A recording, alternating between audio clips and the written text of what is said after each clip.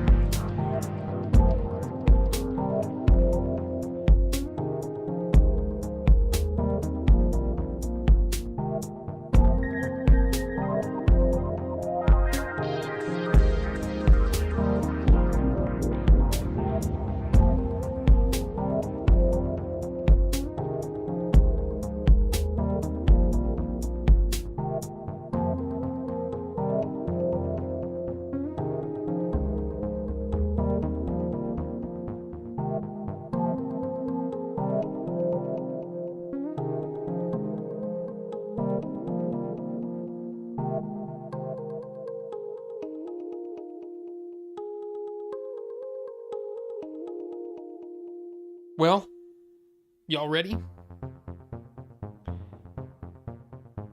I guess it's time. I guess it's time to start the show. Welcome. Welcome to Order 42. I'm Rob. And we're here doing the thing.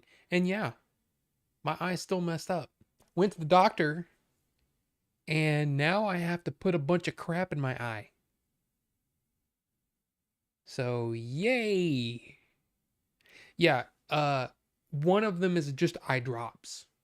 And the other one is a gel that goes in my eye and actually makes it feel better. But yeah, so that's what's going on with me. You know, what's going on with you guys? How you doing? Let's see who's here. Cause look, everybody's already fighting over who the top fan is.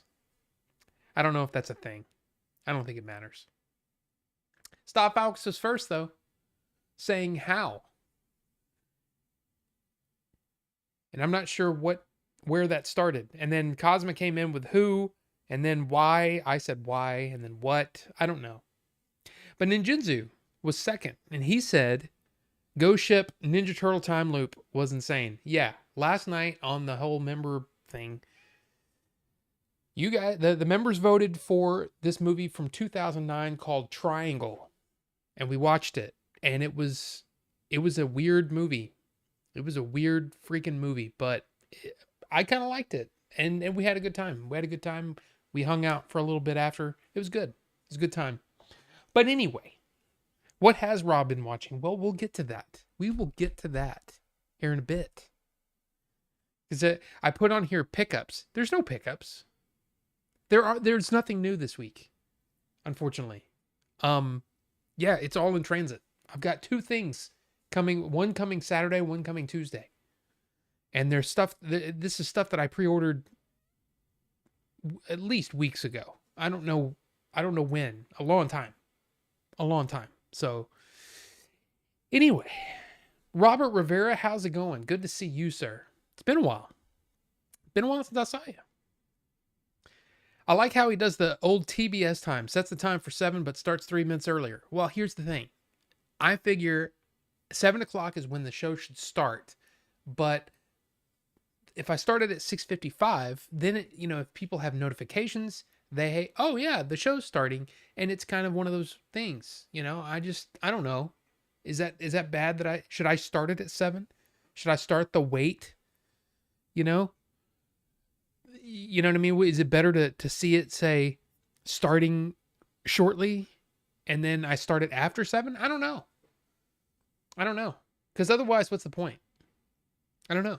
I feel like the show should start at 7. Like movies. You go to the movie theater. The movie says 7 o'clock. The movie should start at 7 o'clock. You shouldn't have to wait through, 18 trailers that by the end of it, you won't remember which ones they were because there were so many.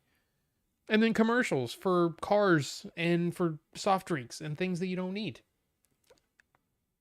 Why not just start the movie at 7? So I start the show at 7. That's what I do. Anyway, yes. Rufus the Red, welcome. Good to see you. Bucho is here. Good to see you as well. Splooge in your eye. I mean, sure. Might be time for a bionic eye. I mean, maybe. I was not happy because I honestly went there I was thinking they were going to say, yeah, it's just going to get better, but no, they were all concerned. So now I'm on an antiviral and I got eye drops and eye gel, but it's already feeling better. So I don't know. I guess we'll see. So you're watching shows. I've been, honestly, there hasn't been a whole lot of time for watching movies because I've been just busy doing things, like little things. And unfortunately, the little things prevent you from doing larger things, like watching a 2-hour movie or, sitting down and writing. So how does Star Wars look terrible? Well, we'll get to that. We will get to that. Don't you worry. We'll get to that in the news. It's honestly, it's nothing. It's nothing.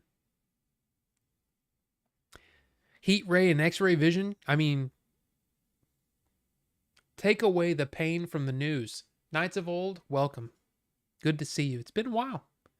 It's been a while since I saw your name too, but good to see you. And yeah, I mean, that's really what, it's not what this show was created for, but it hopefully is a nice place where we can kind of just hang out and talk about fun things, for a little bit, maybe take your mind off of all the crazy stuff going on out there in the world. Because there is a lot of crazy stuff going on. And I don't have to tell you. So, yeah. Now here's something that I'm actually curious about. I'm gonna start a poll,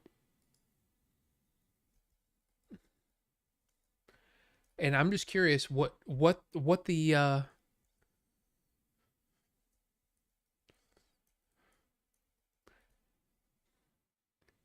I'm just curious. I'm curious what you guys are gonna think. So I'm starting the poll. You guys let me know.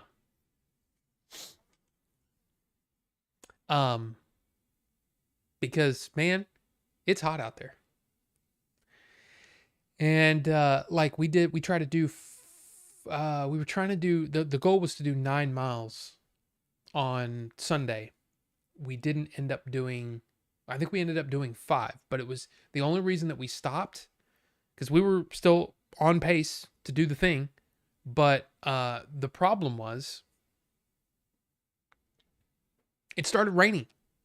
And when you're going up hills and mountains and things, not mountains, but you know what I mean? Like, you know, precariously, you know, slopes and things, you don't want to be slipping and sliding because there are places where you could fall very, like a lot of feet and fall into, bushes and, spikes and things, cacti.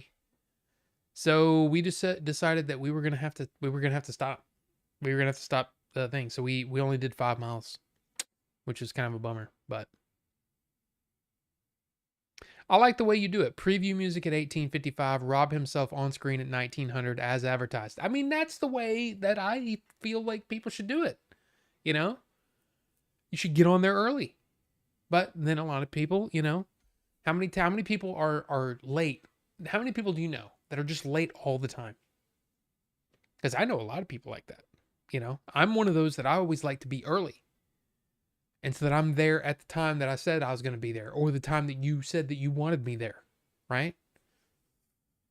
And maybe that's I don't know, maybe it's from like one of my first jobs, because I remember somebody saying if you're not 5 minutes early, you're late. So my thing is, okay, well, I'm going to be there 10 minutes early. Take that. Take that. So, yeah. I say do whatever, it grows back anyway. I mean, that is true. And Holland Diecast, welcome. Good to see you. Yes, I did. In fact, it was God for a few years. On and off, I would just completely shave my head. And I loved it. And look, I mean it's a thing. It is a thing. I don't remember taking these pictures. Oh, because I didn't. They were shared with me. Family pictures. You guys don't want to see those. Let's see. I'll show you. Oh, I'll show you. Because of course I started Order 42, with, my hair was already growing back. But there's me and Leon. I really miss it. I miss it. I miss being able to just get up in the morning, take a quick shower, do this, and that's it. And I don't have to dry it. I don't have to do anything. It's awesome. Man, I got all kinds of cool pictures. Look at that. I got all kinds of good stuff. All kinds.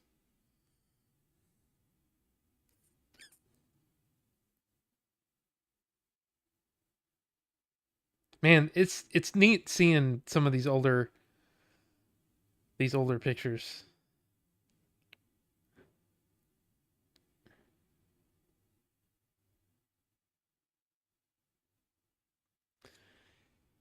And like Ray telling a bunch of stories to whoever would listen. Man, what a good time. What a good time.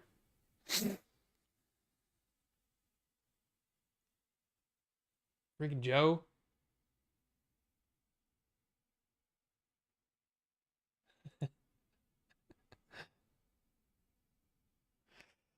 Anyway, sorry. I was reminiscing. But yeah, I did. I mean, look at those numbers. 17% say yes. 83% right now say no. And maybe it's because I have such luscious hair. It's just really thick and it's really hot outside. And when I'm hiking, man, you know, yeah, I could fall into the world, Bucho. I could fall into the world. That would not help anybody. Because then there'd be no more Order 42.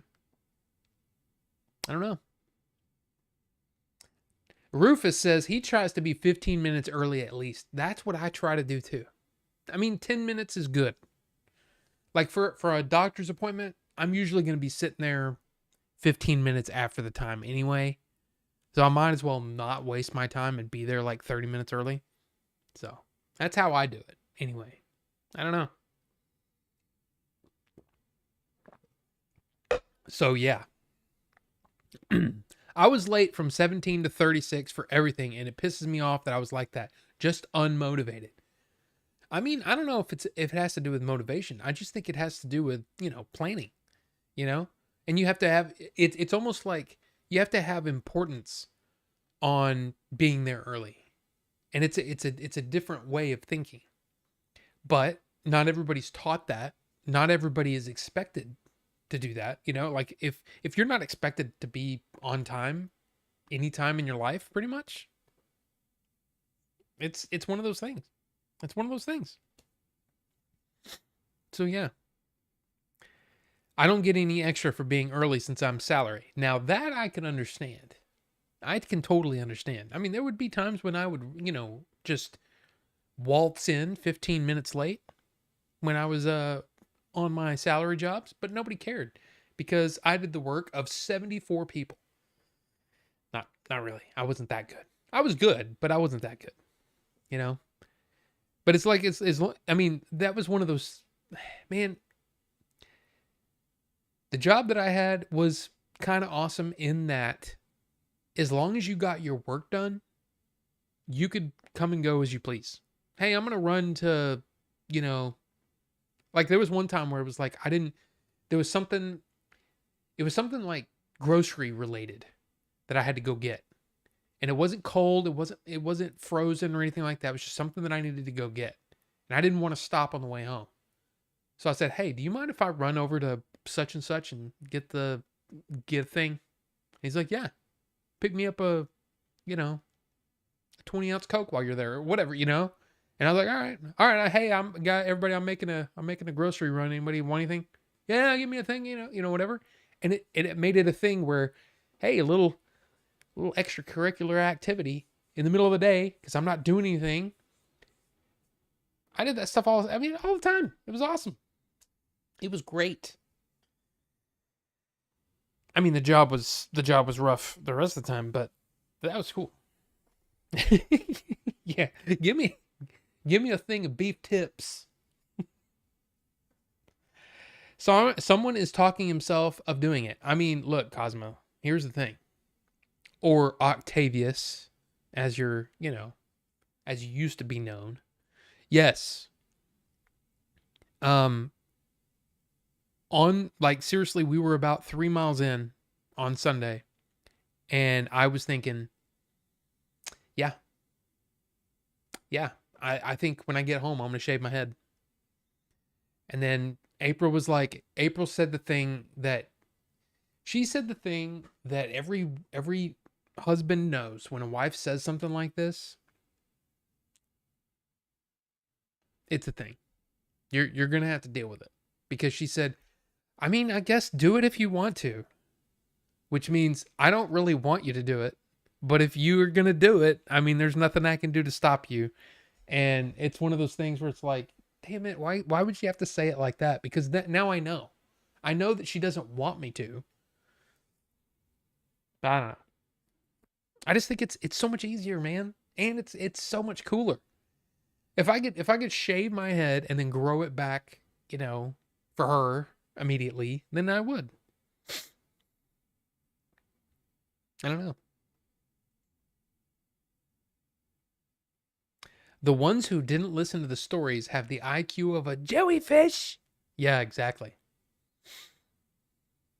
And Bucho's right. You can't get more low maintenance than a nice buzz cut. It is nice. Yeah, think about it. When you shave the sides, like if you shave the sides, if you ever shaved the sides, it feels nice. Now imagine doing that over your whole head. And imagine, like I said, man, there's something about it. My favorite part was getting in the shower and going, pretty much that's all you really need to do. You don't have to do much. You got to concentrate on all your other parts, all your other bits and pieces, right? But once you do that, dude, showers take barely any time at all. And then drying off is a breeze. It's awesome. Just do it. If she don't like it, well, it grows back. I mean, look, that's absolutely true. Stop, Aux, and thank you. Thank you for that. Here, I'm gonna heart that because I appreciate it. I appreciate the $2 super chat. Appreciate it. But yeah, I mean, the thing is, I might just do it. I don't know. That's fine until a coworker or boss wants a reason to go after you. I mean, Knights of Old, that is absolutely true. But luckily, we were this wasn't like an office situation. This was a place where there was literally, say, 1, 2, 3, 4, 5, 6, 7 people. There were 7 people in the audience. There were 7 people in the office. We all hung out. We all went to lunch with each other. I mean, sometimes we'd all go off on our own directions or whatever, but for the most part, like at least 2 or 3 times a week, we would have full lunches. We'd just go to lunch and have a good time and carpool over there and carpool back, and it was good. It was a good. We all had a good relationship. So because of that, we were able to to pretty much, like I said, come and go as we please. Be like, hey, there'd be some days when I'd be like, I don't really want to fight traffic today. I'd really like to leave now. So I'd come up with a reason. Be like, hey, I'd do this. Like I'd call him up. No, I just walk into his office and go, hey, do you mind if I head out a bit early? I got to, blah, blah, blah. And, yeah, go ahead. Because he knew my stuff would get done. So it was cool. It's cool. It was a cool situation. I mean, look, I'm not going to complain. I had a lot of freaking freedom there.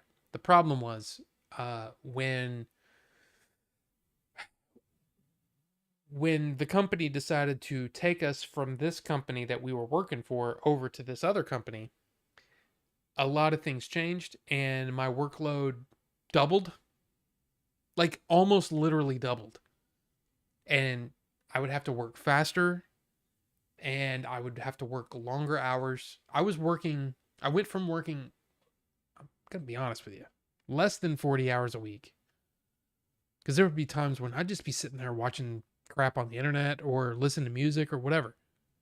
Dude, freaking one of the guys that I worked with, he brought up a freaking book. He was reading Wheel of Time on company time because you're literally just kind of waiting for things to happen. And once you have things set up, you're just hanging out, waiting for the next thing to happen. So anyway, I don't know what my point is with that, but it was crazy. Less than 40 hours a week. And then I went to working like 60 hours a week, 65. And working, it literally doubled. Literally doubled because I was doing all the stuff that I was doing plus Wheel of Time. I was doing Wheel of Time guy's job too. So it was rough there for a while. Oh, and no raise. That was not fun. But they also loved me and wanted me back. They were like, hey man, you get tired of doing your movie thing, just come on back. I'm like, no. And no, I don't. Look, I might just do it. I might just go ahead and shave the head, but it probably would not be on the show because that would be messy. It'd be difficult to do. Because if there's, I mean, I'm pretty sure anybody can empathize with this. The one thing that you don't like, one of the most annoying things. I'm not going to say the most annoying thing because I think right now the most annoying thing are the little student driver stickers on the backs of people's cars. Has anybody ever seen Like there's so many people with student driver on the, I don't understand. Like what, everybody's a freaking student driver now? There's so many. But anyway, one of the most annoying things are those little hairs, those little prickly hairs, and they poke at your, and it feels like you're getting stabbed, and it's on the back here, and you're like, ah, right? So like if you, like, there were times when for lunch, I would go get my head, head shaved, my haircut or whatever, right? But the only problem is the rest of the day, you kind of got those little things and you're like, ah, man, I should have just waited till I got home. That way I could get home, take off the shirt, either take a quick shower or at least rinse my head off and my shoulders and everything so that you get all those little bitty hairs off of you. I hate that. So I don't want to do that. I don't want to shave my head and try to do a show. Come on. I don't know. Since she likes the longer hair, just shave the sides. That's not enough. If I'm going to do it, I'm going to just right over the top. Bleh. Bleh. Be great. It'd be great. Most jobs, done early, they give you more. If you're not done, work late for no pay. I mean, that is absolutely true. Like I said, man, we for a while there, we had it really good because we had plenty of people. We had those 7 people. Everybody had a portion of the job, and then when Wheel of Time dude left, unfortunately, that meant, okay, well, somebody's got to pick up that slack. And I guess I did the job so well, they decided not to replace him, which kind of sucked. And it burned me out. It burned me out fast. I mean, it took probably 3 months for me from going from, man, this job is a good job and I appreciate this job, to, man, I really wish I wasn't working here. So, I don't know. Dollar oysters and margaritas. I'll tell you what, man. I haven't had good seafood in a while. That sounds good. I didn't need that student driver crap on my vehicles. See, here's the thing. I don't understand it. I don't understand. It's like all of a sudden, like in the last 6 months or so, I started seeing him and started going, oh, that's weird. And then it's like almost every time I go somewhere, somebody in front of me has a student driver sticker. And I'm like, how is this possible? How? Like, I actually think that somebody somewhere is, oh, well, people will let you in if they see that you're a student driver or something like that. Somewhere, somebody did that. And that's a bunch of BS right there. It is. I don't get it. I don't understand where it comes from. All I know is it needs to stop. It just needs to freaking stop. The student driver sticker, the student driver sticker drivers are lying. They cut in more. Yeah. I don't get it. I don't get it. Yes, there we go. Get the buzz cut, then put on a ridiculous wig and go through to where April is and act like everything is normal. Be like, hey, how's it going? How you doing in here? What's going on? I mean, I could just wear a hat. I could wear the Stormtrooper helmet. I could do that. Everything. Do you think it's an excuse? But see, here's the thing. You have to pay money for the sticker. I don't think that way. So I don't really get it. You're salty because you've been unemployed since November when Sony closed the studio you worked at. Knights of Old, I am sorry to hear that. Wow. That's crazy. I apologize. Hopefully soon you'll find a place.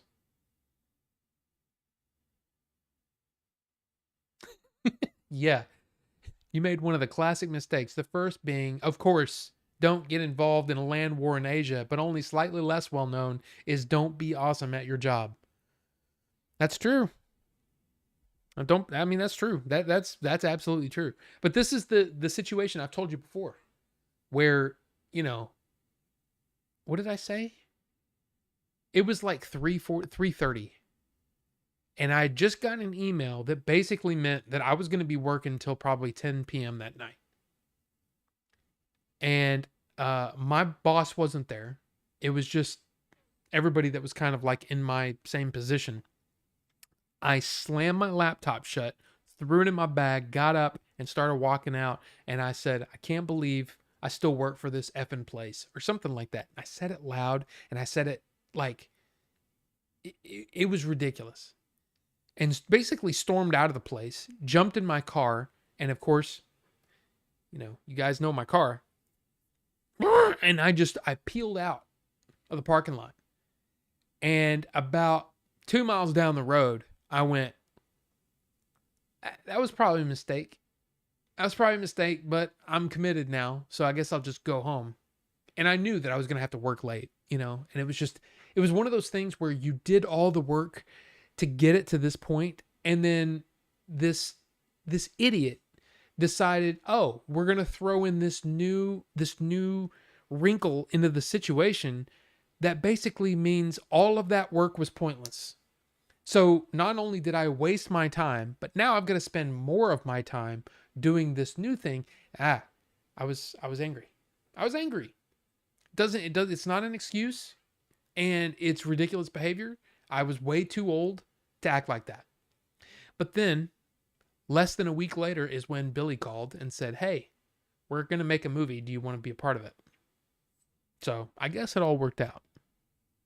I don't know. I have now over 600 homes a month to photograph. Wow. They keep closing more and more game studios, so I don't know, we don't buy games anymore or just the same 10. I mean, that's a thing. I feel like there is a lot less, but it's honestly it's kind of the same as Hollywood. They got to the point where they're like, we should do nothing but blockbusters. So that means that we're going to spend 5, 6, 7 years on this singular product, and if it's a failure, everything goes to crap. So the game studios are just like Hollywood, where they're throwing all of this money into this thing, and instead of trying to make it interesting, they're just trying to make it sell. And unfortunately, that's not how you make a successful game. It's just like a successful movie. You know, you have to start with a good idea and then move forward from there. Now, I'm not saying I'm way oversimplifying the problem with the gaming industry today. But it is very similar. Like, how many people say, "Oh, look at the movie studios, they're only making blockbusters now." I mean, if you think that they're only making blockbusters, you know, you're not really paying attention, because there's a ton of movies that the studios make. The problem is the amount of movies that they make that are on a more sensible budget is definitely lower than it used to be. And of course, streaming has changed everything. Streaming changed the entire industry. But if you look at it, the gaming industry going to digital really has changed the gaming industry there too. But anyway, you guys know the thing. The types of games being pushed as boring, definitely looking into the indie games. Yeah. And it's weird. It's like the games that really seem to pop off lately are the little indie games. The Expedition 33, right? It's a very, very small studio. And that is what everybody's talking about. Last year it was what? Palworld?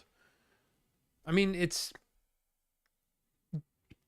the ones that really seem to be making the big splash are these smaller studios that are taking a chance and trying to do it in a way that's sensible, not only budgetary, but on the gamer as well. $40 game versus a $70 game or $80 game. or whatever. But anyway, there you go. Now, we're going to do something a little different, something we haven't done in a long time, actually. But we're going to sit, and you and me, we're going to sit and listen to Jerry's new song. Now, if you don't know who Jerry is, he was along with Brian. Those two guys were, the three of us were the Switched On podcast from years back. But I've got his new track, and I figured that we would listen to it. And on top of that,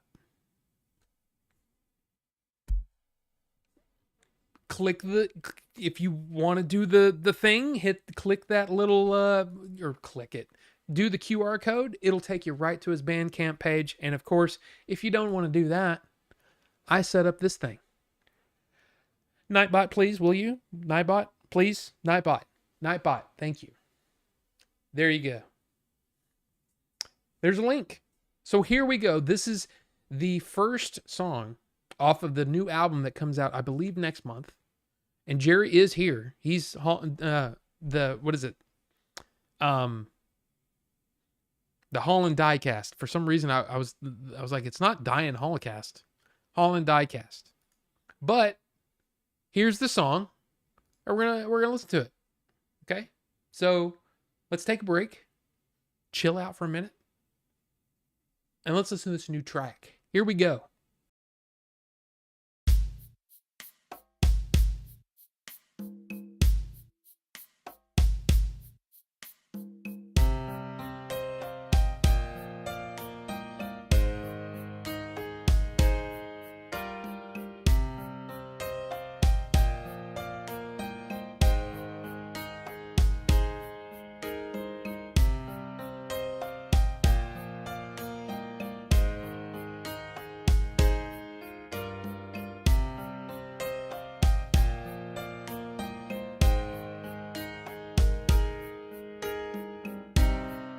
When we first met, you gave me a photo,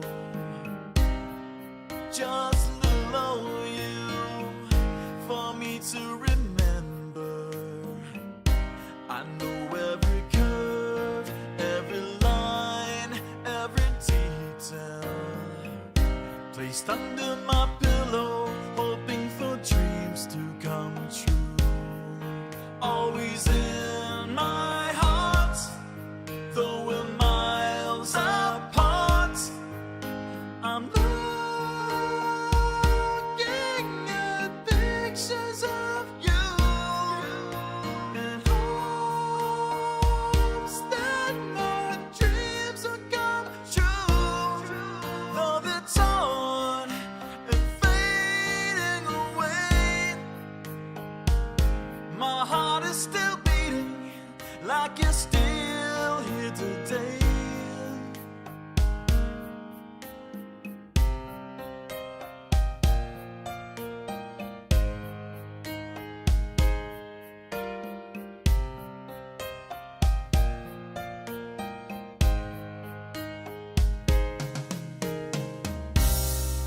Life took us in different directions, no longer wishing for yesterday. Timeless capsules buried in boxes.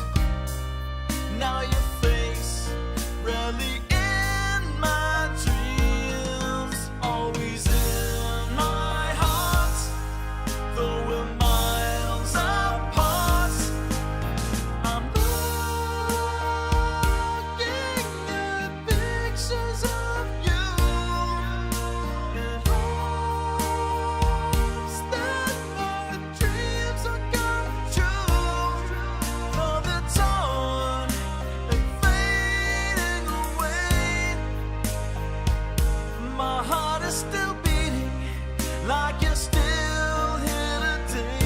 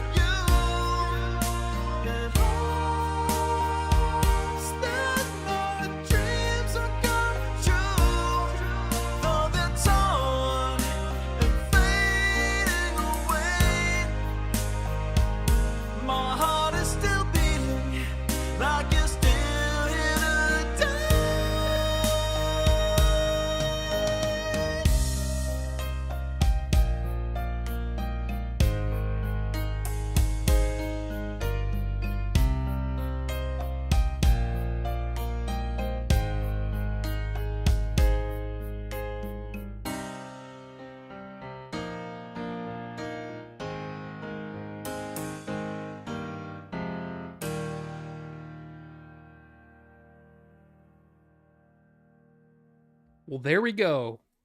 Pictures of You by Jerry Markham. That's Jerry Markham right there. And of course, yes, scan if you, if you want to go check out his Bandcamp. And of course, Nightbot, please, will you please put the link in chat again, please? Thank you. There you go.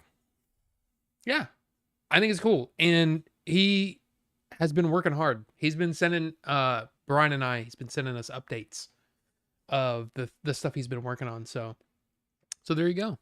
Welcome, Frodus Boy. Some shooby doobies.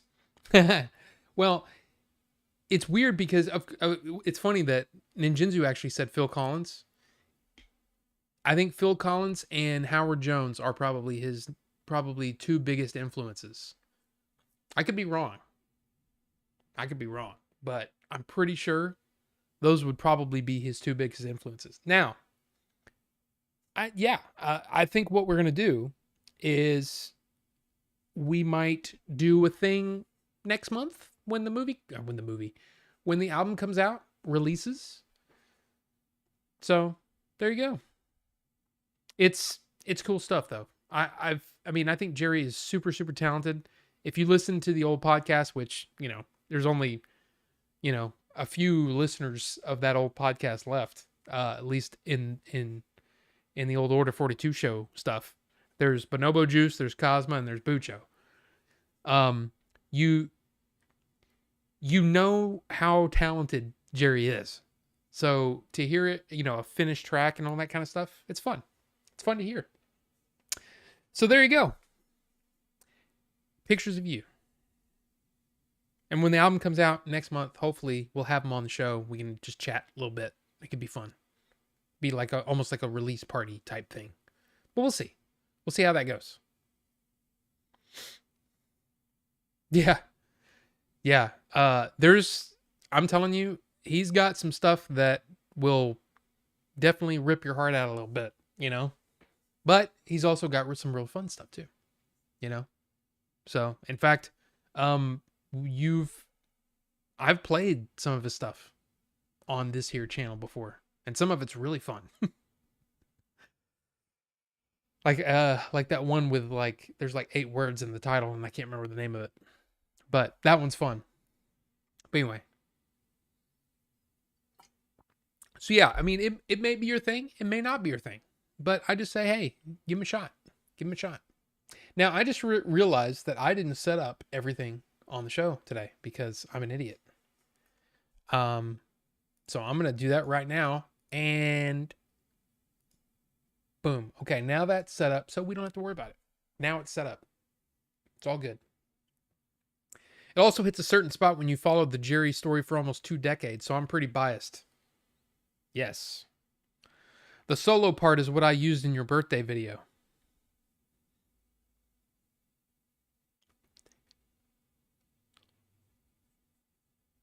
My birthday video. I can't remember that. Why am I going blank on that? Maybe it's because look. Hey. You guys don't want me to shave my head, apparently. You did the chopper. Yeah. 58% said no, don't shave the head. It's a shame. It's a shame. But hey, good job, Jerry. And yeah, looking forward to hearing the whole thing. Now, why don't we talk about some of the things that I've been watching this week? I only have 3 things here because, like I said, things have been busy. Having to go to the doctor, doing all the other stuff, hiking. I'm trying to remember. Saturday, what did we do Saturday? It doesn't matter. A few movies that I've been watching. The first up is a movie that, hey, Carbonite's not here tonight, but Carbonite did a sort of a watch along for the new Predator movie, Killer of Killers over on Hulu. Well, I just happened to watch the 4K of the movie that came out a couple years ago, Prey. I hadn't seen it since then. And I got to say, this movie's good. If you like Predator and you haven't seen this or the new Killer of Killers, man, get on it. It's awesome. And I love the fact that, again,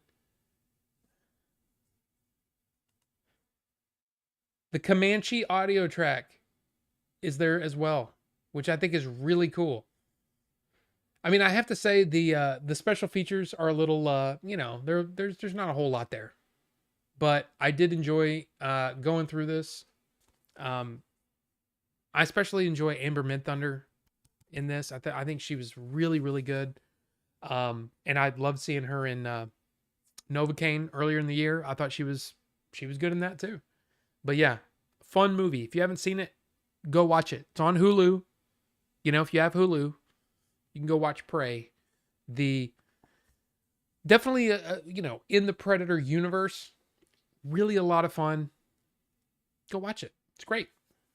And it actually has a little bit of shared DNA with Ballerina, in that you've got somebody who's obviously a smaller person. She's a female. She's a smaller person.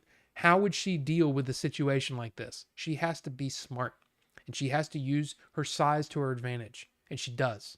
And I think that's really, really cool. It's one of the things that I loved about Ballerina as well. So there you go. Prey. Good stuff. The Beer Chasers. Welcome, sir. It's good to see you. Hey, I know, it's been a while for sure. But yeah, I wasn't able to make it out to Florida last year because I got sick then too. Man, what's the deal with me getting sick? Dang Crohn's, dang, what do you call it? The immunosuppressant whatever thing. But Prey's awesome. So watch that. But yeah, hopefully maybe if we get invited, maybe I'll get to get out to Florida again this year. Next movie on the list. Not really a movie, more of a documentary, but I actually kind of enjoyed going through it. And this is sort of a sequel, not really, but kind of. JFK Revisited. So this is an Oliver Stone film, which is basically a documentary on sort of the new stuff that's come out since the original. JFK came out in 1991. Now, because of that movie, a lot of laws were passed to try to release the files that the CIA, the FBI had on the JFK assassination. Well, this kind of catches you up. This was made, this came out in 2021. Now, what's funny is you see some of the current movers and shakers, I'll just say, in the U.S. government in this. So it's kind of interesting to hear what they're saying, and then how they're acting now is different. It's kind of odd, but it's also, look, this is a document of what's been going on with the JFK assassination since then. Some new things have come to light, but at the same time, I will say this is still very, very biased. This shows all the reasons why there could be a conspiracy to assassinate the president. And of course, there are definitely reasons why there were people in our own government that it would benefit if JFK wasn't around. All of that is true. But what Oliver Stone does not do in his movie or in this is point out the ways that it can't be proven that Oswald at least was part of it. He tries to make Oswald into this complete patsy. And the fact is, there's a lot of evidence that shows that he had a lot to do with... There may still be a conspiracy, but Oswald was probably part of it. And he tries to make him into this innocent, and it's weird. I don't understand why he does that. But also, Oliver Stone has been coming under scrutiny for some of his other views. And of course, everybody has, for the last however many years, it's not about what you do. It's about what you've said. And there have been times when he has said things and done things that some people don't agree with. So they just wipe his entire everything off the map. And they're like, well, we shouldn't listen to Oliver Stone anymore. I mean, I'm not saying that. I'm one of those that I think everybody should have a voice. And, even if it's something that I don't agree with. But I wish that he was a little more fair with the evidence, is all I'll say. But this was very interesting. Now, this also includes, so this is JFK Revisited. Through the Looking Glass is the movie. Okay? It includes that. But it also includes JFK Destiny Betrayed. And what that is it's almost like he took the movie and then he expanded it. I'm not sure which came first. It may have been that he said, let's make this thing for streaming services. So it's like 4 or 5 episodes. I think it ends up being 4 hours long. Almost 4 hours long. Maybe it's 4 episodes. I don't remember. But this is the Destiny Betrayed is basically a longer, more drawn out version of the movie. And I actually think that the movie hits harder because you're not wading through a bunch of stuff. So Through the Looking Glass is actually available on some streaming services. So if you're interested in this, it is, I mean, like I said, I think it's worth watching. Just like I think the movie JFK is worth watching. I don't know if I almost said Oliver Stone. I don't know if Lee Harvey Oswald was the man who killed JFK, but I'm pretty sure he got some shots off. So, but I will also say the CIA and the FBI have done a lot of covering up. So who knows? We're supposed to get the full release of all those documents in 2029. That's according to this documentary. Now, part of the current administration was that he was supposed to release some of these files. And to my knowledge, none of those files have been released. So, just like he hasn't saved vaping either. But hey, whatever. We won't get into the political part of it. But I'm just saying that it shouldn't be used as political currency. We deserve the truth. As a nation, we deserve the truth. And I definitely believe that there were people in the JFK administration, working in the administration. There were people outside the administration that it would definitely benefit if JFK wasn't there. All of that is true. I do believe that there was a lot of covering up of things. Now, it could just be that like the CIA or FBI was covering up the fact that Lee Harvey Oswald was one of them. That he was their guy. I don't know. We don't know. And we may never know. But it is interesting. So I would say give it a shot. Give it a shot. In fact, if Jay was sitting here right now, Jay is in Shady Jay, I would say, hey, dude, watch this. Because he loves the conspiracy talk. He loves all of that stuff. In fact, there was another thing that he tried to get me to watch, and I finally did watch it. And it was interesting, but it was also very biased. Just like, I mean, look, the way that I look at it is give me all the information and then let me make up my own mind. You know, don't cherry pick the information to serve your belief. Give me all of it. Give me all the information. But anyway, so there you go. JFK Revisited. Again, Oliver Stone. This was released by Shout Factory. Shout Factory has been releasing a lot of Oliver Stone stuff lately. I'm hoping. Don't we have? Did they? I don't know. Yes, they did.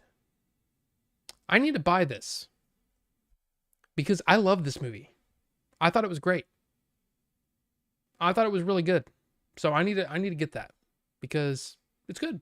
I like it. Anyway, that's another Oliver Stone movie. So there you go. There's that. The next movie on the list is a movie that most people probably know very well. And they're probably, I don't know, Some people probably like it. Some people love it. I am in the camp that I love this movie. The Silence of the Lambs. Now, this is the special edition Arrow whatever that's all sold out and all that kind of stuff. I got it dinged. So you can see that corner that's a little bent up. That's the only thing wrong with it. Everything else is in perfect shape. So the slip cover is dinged. But it comes with this nice box. Even that, there's like a little bitty bend. It's fine. Put that on the back. And of course, on the inside, you have the little book, which I haven't read any of this yet. And I love this movie, so I need to read this stuff because it's interesting. But I'm sorry. I'm sorry, but I'm a huge Jodie Foster fan. Huge. I love Jodie Foster. I think she's great. And I've had a crush on her for 30 years. 30 plus. What? She has a wife? I don't care. I honestly don't care. But it also comes with the poster and then the new cover art on the back. I say new. It's really just like I showed you. But yeah. And this is reversible too if you wanted just the white cover art. But I figure I have that on the box and on the slipcover. Why? Let's keep it that way. Anyway, you open it up. It's got one disc. One 4K disc. And you get art cards. So you get the movie poster on one side of the cards. And then you get the art. Oops. I missed one. Scott Glenn. Anybody? Jody? I mean, dude, come on. Sorry. I don't care. I love Jodie Foster. I don't know. Now, the watching this again was interesting because I was like, I never really made the I guess not really the connection, but I never realized how many times the movie is basically a person talking to a camera. And you're basically seeing, instead of a camera showing both sides of the conversation, you're like looking into the actor's eyes in a weird way. And I'm not sure if that was effective. Of course, it's an award-winning movie. Won what? Best Picture, Best Screenplay, Best Actor, Best Actress. So obviously people like this movie, and obviously it's worthy of all that. But I find it odd that it was shot that way. But look, the fact is, this looks great in 4K. The Kino Lorber release of Silence of the Lambs had some color timing issues. The Arrow edition fixed those issues, and unfortunately I was not able to get in on the release, originally. So when I saw that there was a copy of it, but it was a little dinged up on the bottom here, I was like, I don't care. So that's two of the damaged versions that I've gotten from Diabolic that have turned out great. And so it's all about the content anyway. And I love this movie. So now what's funny too is, here, let me do that. And you can see all the special features that are on this thing. The one thing that it's missing is a commentary with Jonathan Demme and Jodie Foster that's on the original Criterion release, which I also have on DVD. So I have like all the special features that are available for this. So yeah, and there's a lot of it that's also on the Criterion release as well. But anyway, Silence of the Lambs, Arrow, limited edition, awesome. Love it. I love it. It's a great movie. So there you go. That is pretty much that's pretty much what I've watched this week. Other than, mostly Twitch and YouTube. But there you go. There you go. Same director for Prey and Killer of Killers, right? Yes. And Dan Trachtenberg. and he's also directed Predator Badlands, which is coming out later in the year with Elle Fanning. Which there are parts of that trailer that make me go, that looks awesome, and there are parts of that trailer that go, I don't know, but we'll see. We'll see. I think it's going to be fun. Prey also stays true to the original in that you can't beat the Predator with muscle or firepower. You have to outsmart it, just like Arnie did. That's right. That's right. I missed it. When did the new Oliver Stone documentary come out? I know I watched something last year. Oh, I said that. It gets you thinking. Yeah, and the thing is like, look, with Oliver Stone, he's one of those dudes that he wants to get to the truth, but I wish that he would frame it more objectively instead of trying to force this one narrative. But other than that, I mean, I think it's worth watching at least. So, especially if you can find it on streaming. It's, yeah. Tons of redactions. I mean, yeah, exactly. Exactly. No, it wasn't Beer Chasers. It wasn't a Chupacabra doc. It was a doc on, and I think it was called The Smoking Gun. But the funny thing is, everybody talks about the magic bullet, right? That, oh, it went through here and then it makes a turn and goes through Connolly's shoulder and then it makes another turn and goes through his wrist and then, oh, it makes another turn and goes into his leg. Well, if you remember, Connolly wasn't sitting straight ahead. He was like this. And if he's got his hand here on his left leg and the bullet comes from up there, it's possible that it could go through his chest and then go down into his wrist. And the seats weren't lined up like this. Connolly was sitting like this and down, which makes it even more possible. So there's a lot of, look, I don't know everything, and I'm not going to sit here and definitively tell you that that Oliver Stone is wrong, or that the Warren Commission is wrong. All I know is that there's a lot of information that we don't have. There's a lot of weird, fishy stuff that the CIA and the FBI did to try to mess things up. Why was JFK's body removed from Parkland? Texas law says that they would have the right to do all of the autopsy stuff. Why is it when the body got back to Washington, why was it taken to a place, to a military place, and why two very, very rookie type doctors doing the thing? And when they called and said, hey, can we get somebody who knows what the hell's going on to come in here and do this and help us at least? And they were denied. There's a whole lot of things that don't make any sense. The fact that, I mean, gosh, the pictures of JFK's body that you may or may not have seen, some of them look doctored.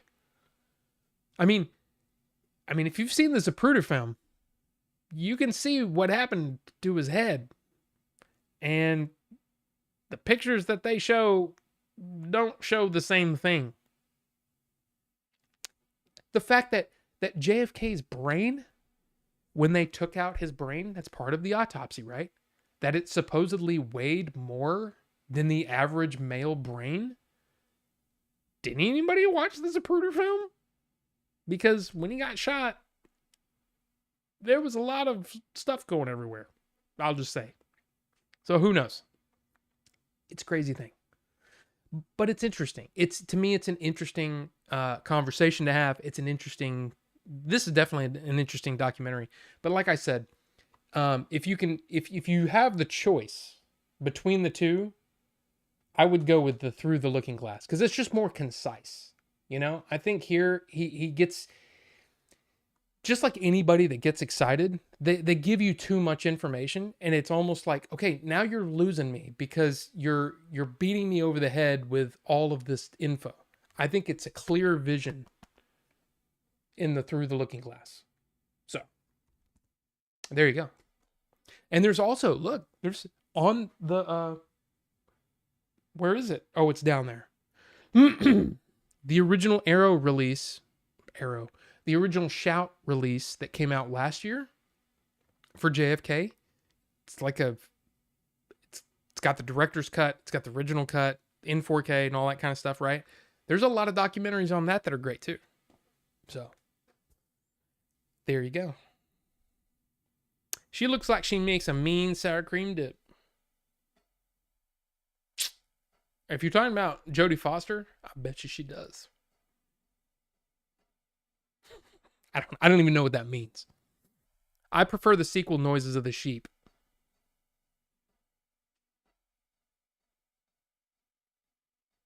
In Hannibal? Is that what you're talking about? I cannot believe it's been a week. Bonobo Juice, it has been. A week since what? Since the last thing? JFK is smarter than the average bear?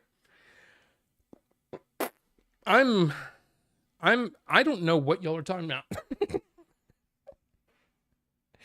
But I'll tell you this, it is hot and I have to go visit the boys' room. The men's room. This is the men's room. Huh? It's what I learned from Goonies, right? You call it the men's room. Anyway, I'm going to go, put my pee in there and I'll be back. All right? Be right back.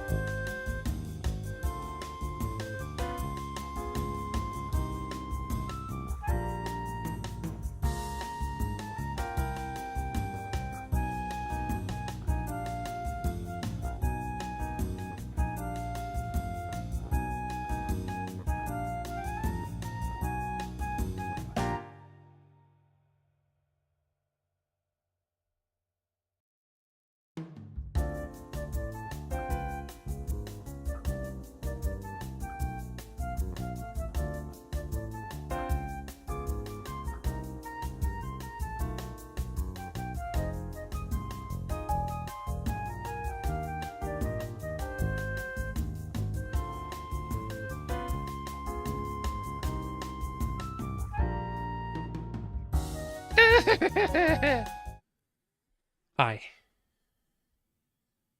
How's it going? Since last show, feels like 2 days ago, and that's why JFK's brains were such a paperweight. I mean, maybe. Possibly.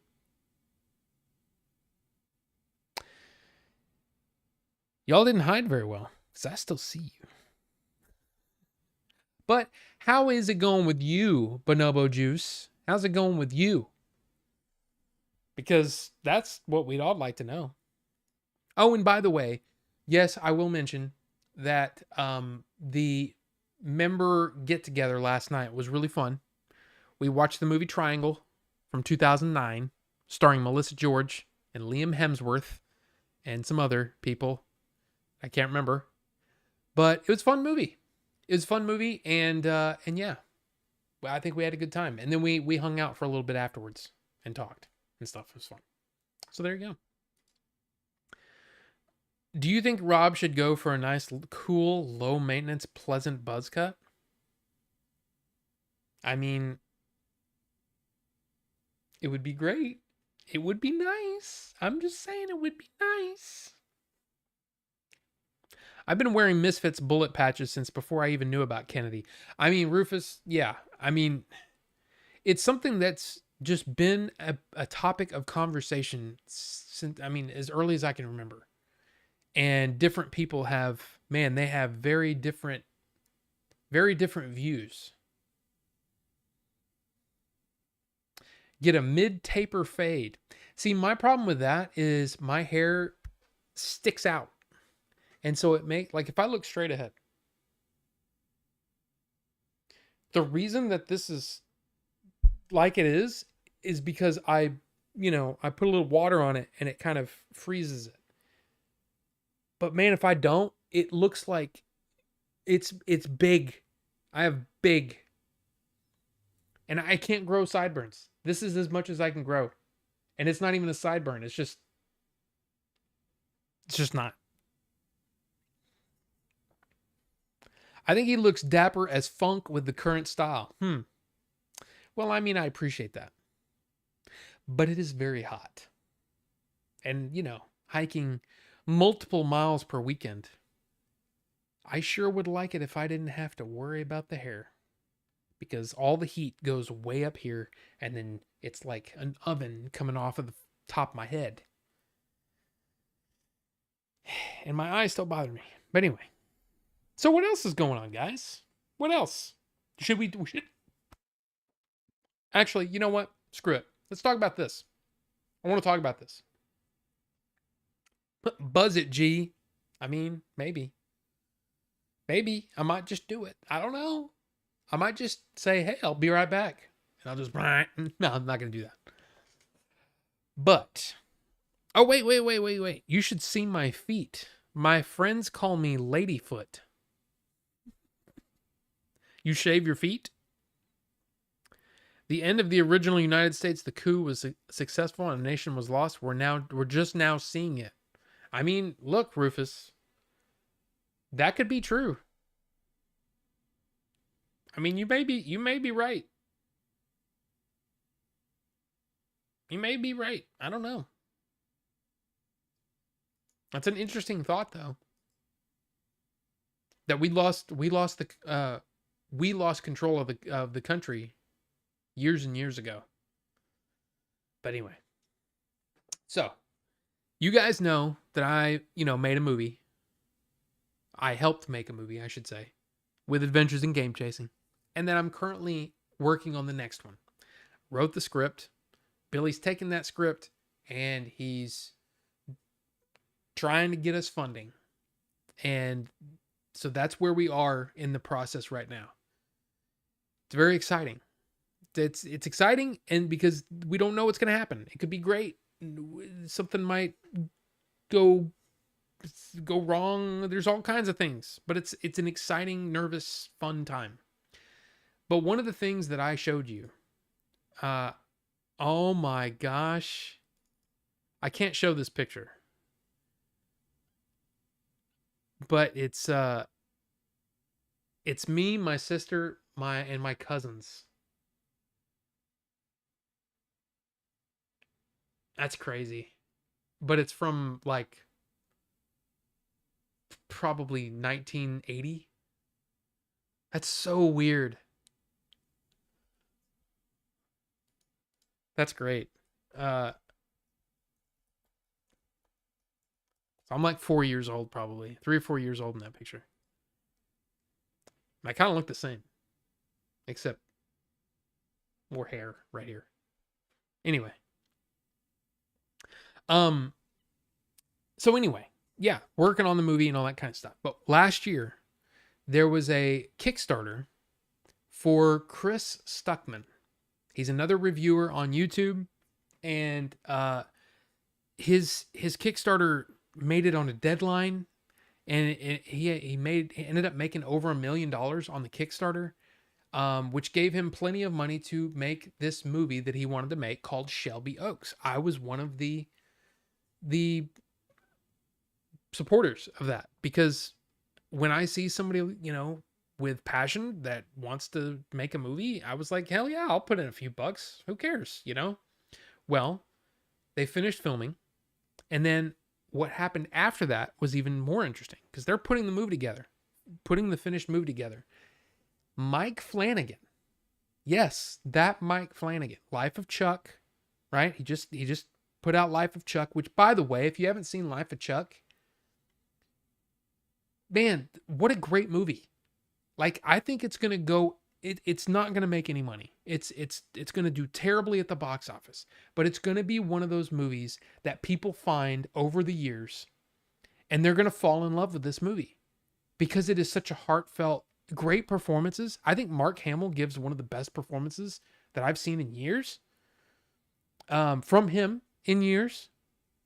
I really enjoyed that movie, but it is a little more sentimental. It's a little more heartfelt. You know, it's not your typical Stephen King type story. Anyway, Mike Flanagan got a hold of, or got to see this new cut of Shelby Oaks and was really interested in it and said, hey, I'm going to help you out. I'm going to help you get a distributor.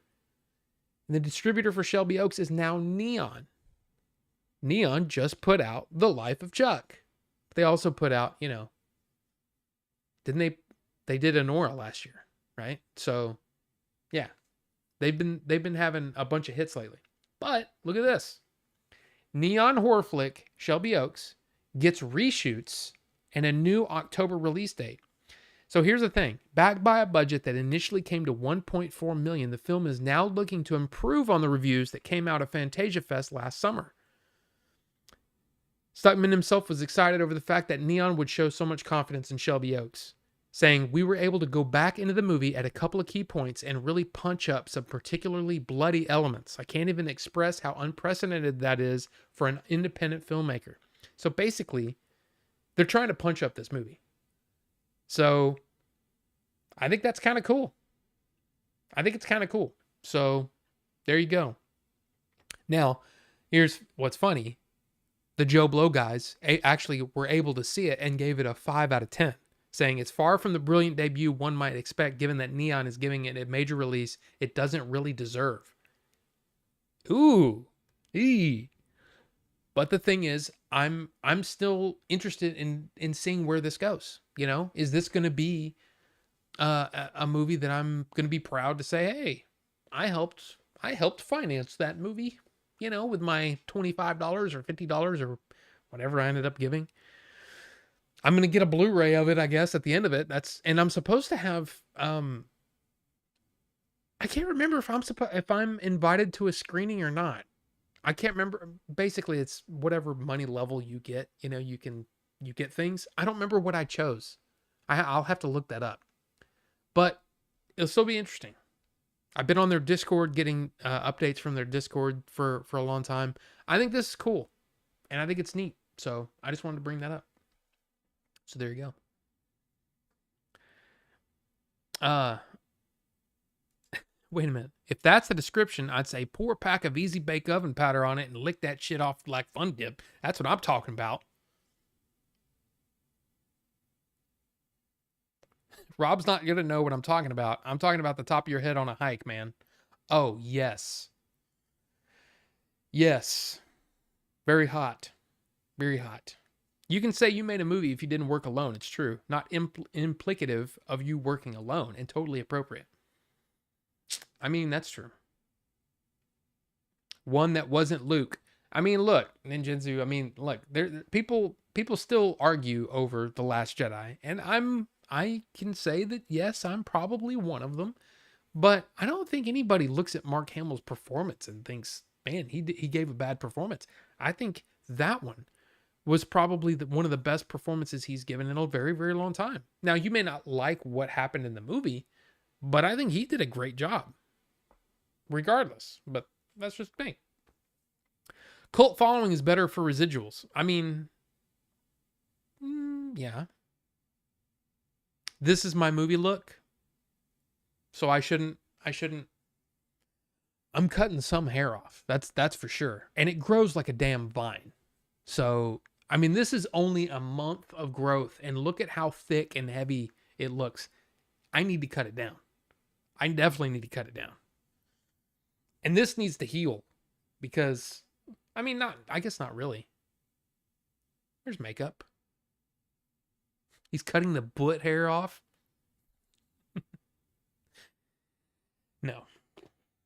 No. I'll just slide right off of this chair if I had a slick butt. Is that honestly a thing? I don't know. Now, here's something that I want to talk about that happened this week. Wow. I don't know. I look at this and I go, what? Did you know that some members of the, Restore the Snyderverse, should we say cult at this point or just group? Whatever. They're threatening some things.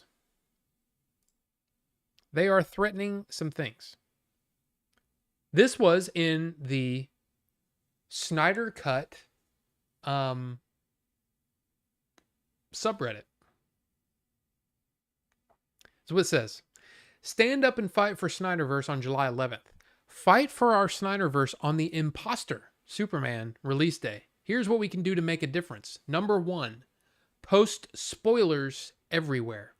People are less likely to see or enjoy the movie if it's already spoiled. Number 2, leave a bad rating on review sites. We know for sure gun bots, as in GUNN, will post fake positive reviews, so we must let people know the truth and balance the bias out with realistic scores. You mean ones who, like you, have also not seen the film? And number 3, reserve tickets online, but don't complete the purchase. By selecting and reserving tickets, it gets taken out of the pool for a period of time, which means this has a chance of stopping gun bots from buying tickets. I'm pretty sure it's like a 5-minute countdown. Gunn fired the first shot and killed the Snyderverse, so here is our chance to take the fight back to him. Hashtag restore the Snyderverse. Hashtag if we can't have our Superman, no one can. Now, it has to be mentioned that the Snyder Cut, I guess the moderators on the Snyder Cut subreddit have deleted this and said this is not representative of what we believe. This is not representative of what we think. And we don't think that this kind of thing deserves to be something that's that's attributed to us. And I would think that, yes, this is the kind of people who think that this is the right thing to do. It's a very, very small amount of people. It's the same kind of people who, might go onto an IMDb comment page on an independent movie and, rate it really low because they're mad at one of the actors in the movie. The difference is a movie like Superman is going to have so many more positive reviews that all of these people are going to get drowned out. You're not going to see this. The only reason that I wanted to bring this to your attention is if you are excited for the new Superman movie, you might want to just, start taking precautions, because apparently there's people out there that just want to spoil it for you. And I hate that. I hate that. That first thing is what I hate. I hate seeing that, because I was spoiled for The Last Jedi on day one before I saw the movie. Now you might say, well, that movie sucks and blah, blah. Whatever. But I don't care if the movie's good or bad. I don't want it spoiled for me. I want to experience the movie for myself. It's just like the same reason why I don't watch reviews for movies that I haven't seen. I want to make up my own mind. So the fact that these people would do this is pretty crazy. But what's funny is somebody brought this to James Gunn's attention, and he said, I think we'll survive I'm not sure the 8 people that listen to that guy are going to impact the course of events. Which, probably true. But I just bring that up just in case if you're a Superman fan and you're excited to see this movie, there's some people out there who want to ruin it. So there you go. Now, also, this weekend, the BFI, British Film Institute, has had a Technicolor version of the original Star Wars from 1977. Not A New Hope. No, the original Star Wars without Episode 4, A New Hope. It literally just starts with, it is a period of civil war, right? The original version of Star Wars. Uncut. Just the original version. They decided to screen it this last weekend. And Kathleen Kennedy actually came out and helped introduce it. And I don't think I can play for you what she said because, it's probably copyrighted and I'll probably get in trouble if I play it. But man, I was really impressed by what she said and I really enjoyed it. I enjoyed listening to her say that. But then, after the movie, well, there was an article written by someone who was at the screening in London. I believe it was in London. This is one of the things she said. What you're going to see is in fact the first print, and I'm not even sure there's another one quite like it. It's that rare, and it's because of the Technicolor process. The Technicolor process uses a combination of 3 different elements, 3 different color dyes that literally dyes the image. And for whatever, because of that technology, Technicolor is not what's always used when it comes to, duplicating and then distributing 35 millimeter prints. So the Technicolor version of this is unique in that it's probably in better shape than most other prints that are out there, which is cool. And again, that she says I'm not even sure there's another one quite like it. It's that rare. I thought that was really cool. But again, this guy from The Telegraph, which is a UK newspaper or whatever, film critic, named, what was his name? Robbie Collin, said it looks terrible.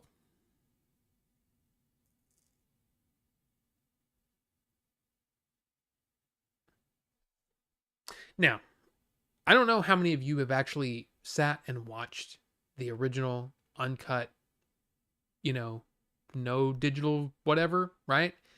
Pre-1997 version of Star Wars. Beyond that, if you've ever seen the original cut, the original, like this, something like this, I haven't. So there's a good chance that many of you have not either.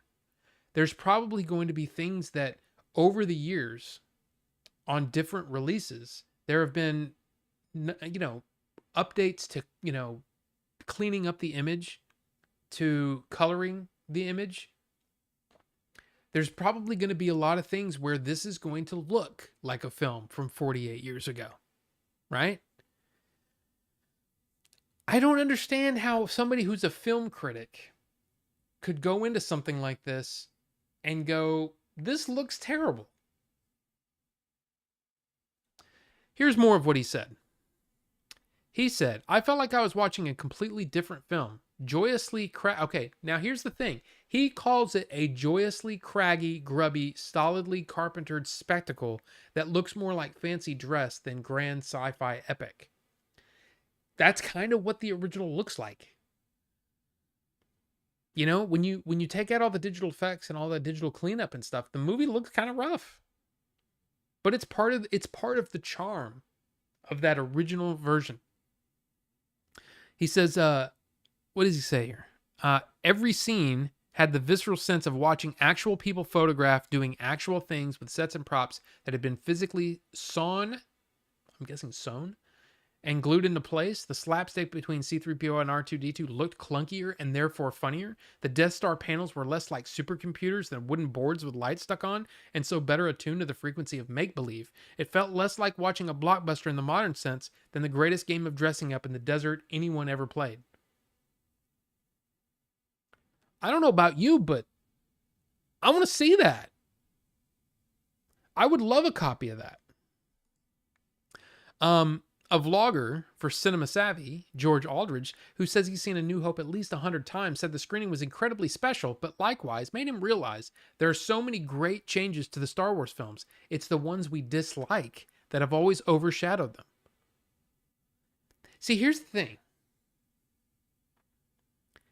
I've been saying that for years because I have the non-special edition on VHS in the best quality possible, the THX 1995 VHS release. I have it, and I've watched it many times. And yes, there are problems.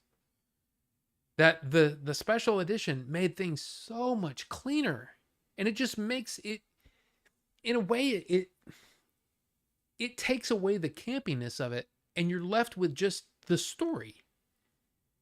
It's the same reason why when I was watching the original series, the Star Trek original series, finally finished it. When I was watching that and seeing the updated effects, I wasn't distracted by them. I was just able to enjoy the movie for what it was, or enjoy the series for what it was. And the stories stood out because the storytelling was actually really good. To me, that's one of the great things about the special edition is that a lot of that clunky stuff has just been cleaned up and made it to look better. So, I don't know. He too noted the print was so radically different probably because of that Technicolor process, that it felt like watching the film for the first time. And then he says, from day one, George Lucas has been making changes to these films. It hasn't just been, here's one big scene change. Wait, it hasn't just been, here's one big scene change there. That's written weird. It's been the little nuance. It's been the sound effects. It's been the smallest details, which you do not notice until now you don't see it. Yeah. There's a lot of things that they updated over the years, and some of them are useful and some of them aren't. But the thing that I hate about this is this line. Is the Hollywood Reporter, is it possible to get people to read the Hollywood Reporter without making this headline that, because I don't know, man. Reading what these people are actually saying, it kind of makes me think they have a point. It does look craggy. It does look, thrown together in some cases, because they were making this movie for peanuts. Especially everything that had to be done in this movie, the world building alone, the set designs, the costume designs, everything had to be made. So, I don't know. Now, here's the thing. I never knew there was an uncut original version. Oh, yeah. Just because George Lucas said that they cut the original negative doesn't mean that there aren't really, really good quality prints out there. In fact, if you look at I'll just say, this is something that you'll have to, put in your search engine. Project 4K 77. This is a fan project, and it's awesome. The original, basically the goal of it is to get Star Wars looking as clean as possible and updated as possible. So it's almost like they're trying to do a 4K restoration of the original camera negative. And in many ways, they're very successful. So just Project 4K 77, and there's also a 4K 80 and a 4K 83, just to let you know. Which, you know, coincides with the release of Empire Strikes Back and the Return of the Jedi. Anyway, yeah, I mean those had to have been out there. Now, the stipulation that George Lucas said was, or one of the things that he's been saying since 1990, actually since 1995, in the commercial for that box set that I have up there, he says, or the announcer says, own the original Star Wars trilogy in its original version one last time. Because George Lucas didn't want the original version out there. Now, one of the theories that Robert Meyer Burnett said, which I think is very interesting, by the way, is that that Marsha Lucas was his wife, who helped edit Star Wars, that in doing a special edition where you're adding a bunch of scenes and changing things, recoloring, retiming, all that kind of stuff, and in some cases new music, just all this new stuff, it basically makes it a new version of the film, in which case Marsha Lucas would not have credit on those versions, and she wouldn't make any money off of it. Now you might say, well, that's kind of a crappy thing to do. Or it could be that they had a very, very ugly divorce and you had two people fighting over things and George Lucas fought back in that way. I don't know. I don't know if it's even true. What I do know is that if you're gonna ask me the question, is the special edition worth watching versus what is this? The hell is this?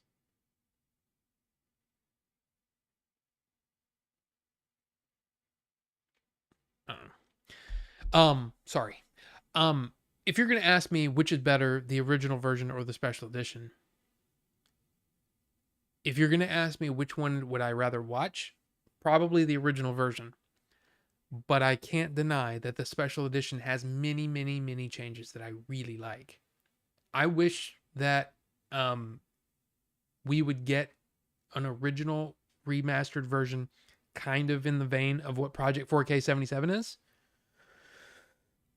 But I will also tell you that I've seen these movies so many times.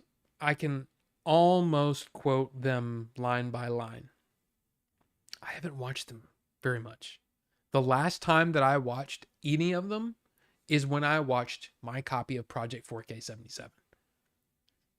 So, and even then, I don't even think I watched the whole thing, you know, because I know these movies like the back of my hand, you know.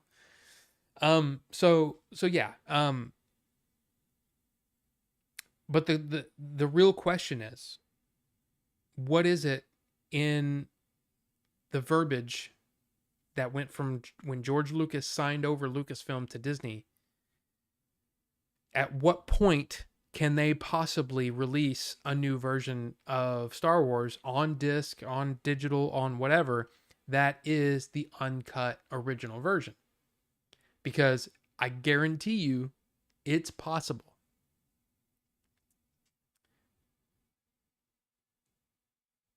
It may be that George Lucas has to die. And I'm not saying, hey, go kill George Lucas, please. I'm not saying that. What I'm saying is maybe that's the thing. As long as I'm alive, you can't release the original version of these films.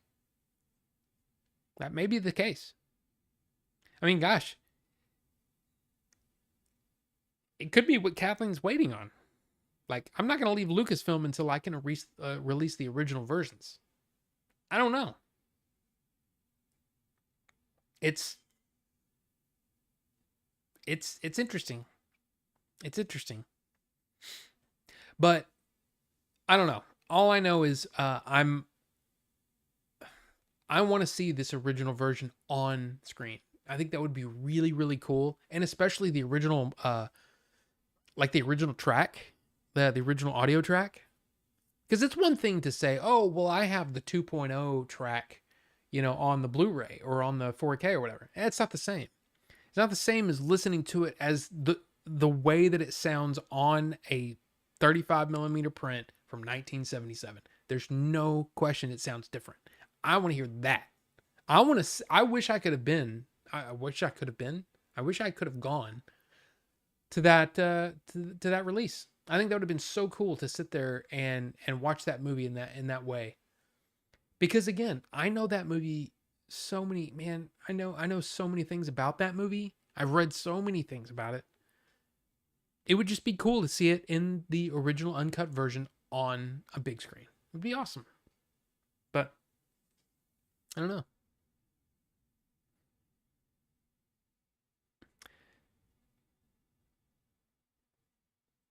Review bombing is one of the top 3 lamest, most childish kinds of activism. There, I said it. I mean, no, you're not. You're not wrong. I mean, it's rampant. Again, we've talked about it. Rotten Tomatoes, Metacritic, all those things. There's a reason why, and it's this illusion of power.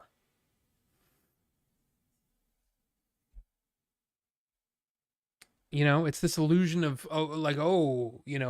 if I can get a bunch of other idiots to go on this website, I can tank the score. No, dude, I hate that. It's so bad, and it is. It's lame. It's pathetic, is what it is. It's just pathetic. Everyone thinks it's time to rewrite history. Well, I mean, history is written by the winners, is it not? Depends on what you're talking about. But all I know is that when it comes to a movie like the Star Wars trilogy, the original trilogy, yes, I would absolutely, no question, buy whatever I would need to buy to get that on a home release in the best quality version possible. Yes, Kathleen, you can check my name on the list. Rob would buy one. I would buy it. I mean, let's be honest here. I'm the guy that spent $250 on the 9 wherever it is. It's right there. On the 27 disc 4K Blu-ray release for all 9 movies. Yeah, I did that. I bought it. It's over there. It was the first 4K release I ever bought. I bought it before I had a 4K player. I mean, a real one. I'm not talking about the PS5 and Xbox. A real one. Yeah, I bought it. Yeah. I don't know. I'm one of those guys. And I've owned, let's see. I've owned multiple like at least 3 different copies on VHS. I've owned probably 2 or 3 DVD sets. I have the Blu-ray set, and then I have the 4K set. I've never bought them on Laserdisc. Blade Runner is the only Laserdisc I own. Interesting, right? But I'll tell you, I wanted it. I wanted that Laserdisc set bad, even though I didn't have a Laserdisc player. But yeah, I would totally buy it. So there you go. But yeah, there's a reason. Oh, Sawn by Carpenters Who Built the Sets. Gotcha, Bucha. Thank you. Make remakes, not the same movie. I mean, that's yeah, maybe. Uh-oh. Genki? See, that's a weird case to me. Here. This is the case that he for the Switch 2. I don't like that. Of course, I don't know. I mean, the thing that's cool about those is that you can switch out the bumps on the back. to make them better for you or something, but I don't know. Since I don't play it handheld, I'm not probably going to not worry about that. Still very much remember in the late 90s when the remasters came out, all the new scenes were on holograms on Doritos bags. Ooh. SWA, what's going on? If Lucas didn't want the original cut to be shown, it shouldn't have been shown. It's a disgrace. Well, I don't think that was ever part of the... Because, I mean, really, when you think about it, a BFI screening in London is very close to, I don't know, I guess it would depend on the laws. Because, I mean, there are laws against, you know, I mean, how many people actually follow them? But, you know, the things that they say at the beginning of, you know, when you buy a 4K disc, you know, this is, you're not supposed to copy it. You're not supposed to publicly, you know, present it or anything like that. I don't know how those laws work in England. I was actually really kind of shocked to hear that they were going to do a screening of the original film. And then the fact that Kathleen Kennedy was there must have, there must be some loophole where other countries, or it's just not applicable in other countries, that law. Because I don't think that you could do that here in the States. I could be completely wrong, and maybe you just have to get permission. I don't know. But the fact is, it's a weird thing that he said. You know, he said, "I'm sorry you fell in love with that movie." And it's one of those weird things. I mean, it's a weird line. You know? Because at some point, you have to realize that the movie, I think once the movie's released, you have to kind of let it go. But then again, by that rationale, we would have never gotten the Kingdom of Heaven director's cut. We never would have gotten all the different amazing versions of Blade Runner. We wouldn't get the really, really well done Apocalypse Now final cut, or the Godfather Part 3 cut, whatever that's called, which was much better than the original cut, in my opinion. So I don't know. Sorry, fat finger typing. If I remember, OG Star Wars is in the Library of Congress. I mean, that's definitely possible for sure. They probably have a great copy there. It even had a mag thing on the back of the case to attach a magnetic battery bank for those portable people. Yeah, that is kind of cool. Nightmares, welcome. It has been a while. Good to see you still streaming. I can't always watch. I mean, I understand that. I understand. I mean, there's a lot of people that I follow that I don't get to watch all their streams either. But thank you. Hey, appreciate you being here. And SWA, personally, I despise Disney. I've been reading the expanded universe. I just have a lot of apathy for a lot of stuff now. I totally understand that. I totally get it. But I'm that guy that even when all the expanded universe stuff was out there, including Shadows of the Empire, including the Thrawn books, including the New Jedi Order, including Dark Empire, including all that stuff, I always looked at it as fan fiction. Because that's how George Lucas looked at it. He always said that. I was always that guy that said, if George Lucas doesn't care, I don't care. Because and for me, and I know this is not a popular thing to say, okay? I get it. But all of that stuff, it never had that touch, that feel of being,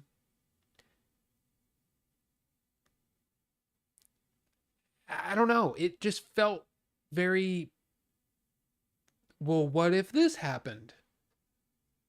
And it wasn't an actual continuation of the story. And it was just, I don't know. It never got me. I can totally understand that there are some great legends what they consider to be legends now. There are some great legend stories out there. In fact, I think Kenobi, Josh Jackson Miller, I think, wrote that one. I read that one. Was very impressed. And very upset that Disney decided to make the Obi-Wan show instead. I was kind of like, you could have done, but they didn't. I don't know. The touch, the feel of cotton, the fabric of our life. Aaron Neville. I used to do that all the time. The fabric of our life. The way that his vibrato was basically, ha, ha, ha, ha, ha, ha. You know what I'm talking about? Anyway. Wow. But, I can't think of any special effects movie from 77 or earlier that looks better. Knights of Old, you're not wrong. I mean, it looked amazing. Amazing. And like I said, I still love that original version. I don't watch any of them anymore because it's like I've seen them and I can almost quote them. So why watch them? But I would still buy it. I guarantee you, if they said, hey, we're releasing a big freaking 4K set of every Star Wars thing, and it's gonna be $559. But included are the 3 original movies in 4K. I'd pre-order it. I'd day one pre-order. But Rob, wouldn't that mean that you'd have to buy all the movies again? Yeah, I've done it before, and I'd do it again. I'm sorry. That's just the way it is. That's just the way it is. Bruce Hornsby in The Range, man. That's a great, like the great do-do-doom, do-do-doom, do-do-doom. It's great. Great song. But yeah, I would totally do it. Totally. Robert, what's going on? You're back. Good to see you. That was a good Aaron Neville. I mean, it's not bad. It's not good, but it's if I do it, you can kind of remember. You're like, oh, that's that Aaron Neville guy. What was that? What was his? There's another song that's very known for that. Ha ha ha ha. I can't remember.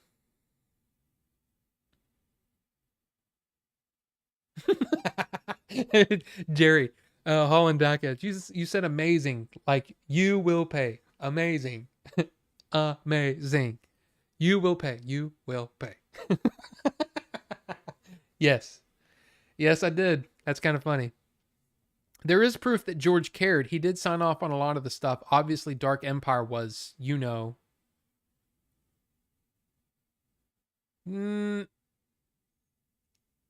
I don't think so. I mean, he just basically, there were guidelines, almost like to me, how can I explain this?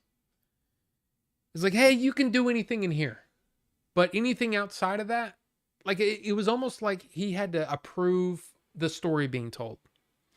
And then if there were things that were like, okay, well, this is a little questionable. This might impede on George's plans for the future. He would say, no, you can't do that, but you can do this. So when he signs off on it, all it's basically saying is, yeah, I don't plan on doing anything about that anyway. So go ahead.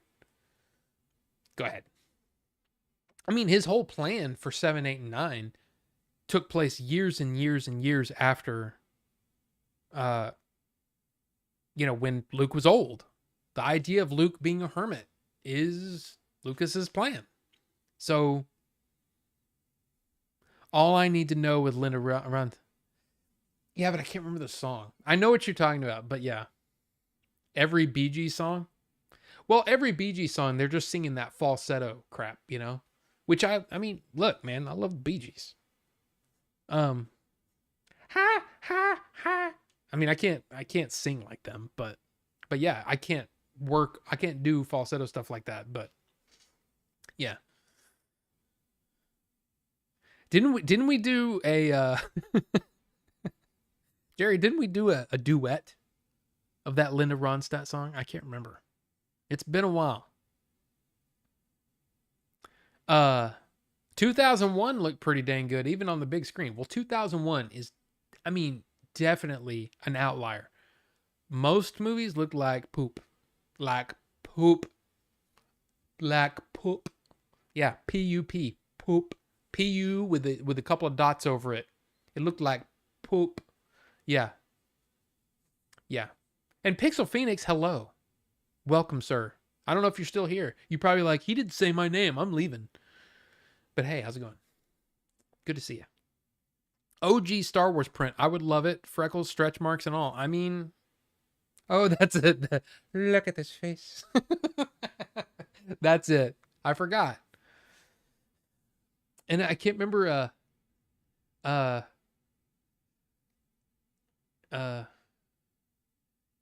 he goes really high.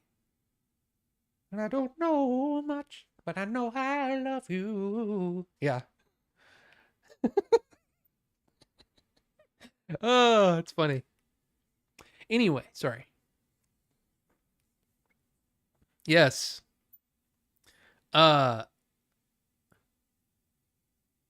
Yes. Yeah, definitely Bonobo juice. Yeah, it's all I need to. Yeah.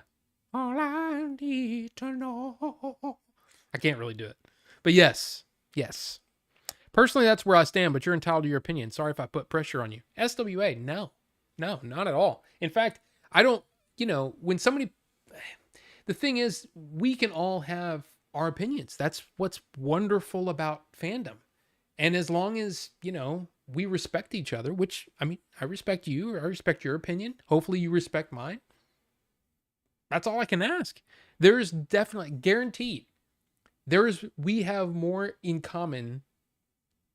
There's common ground that we both love Star Wars. There's your common ground right there. Now, we can disagree on what's good and what's bad. I may love Andor, you may not like it. I may like The Last Jedi, you may hate it. You may like this and I may not like that. Whatever the deal is.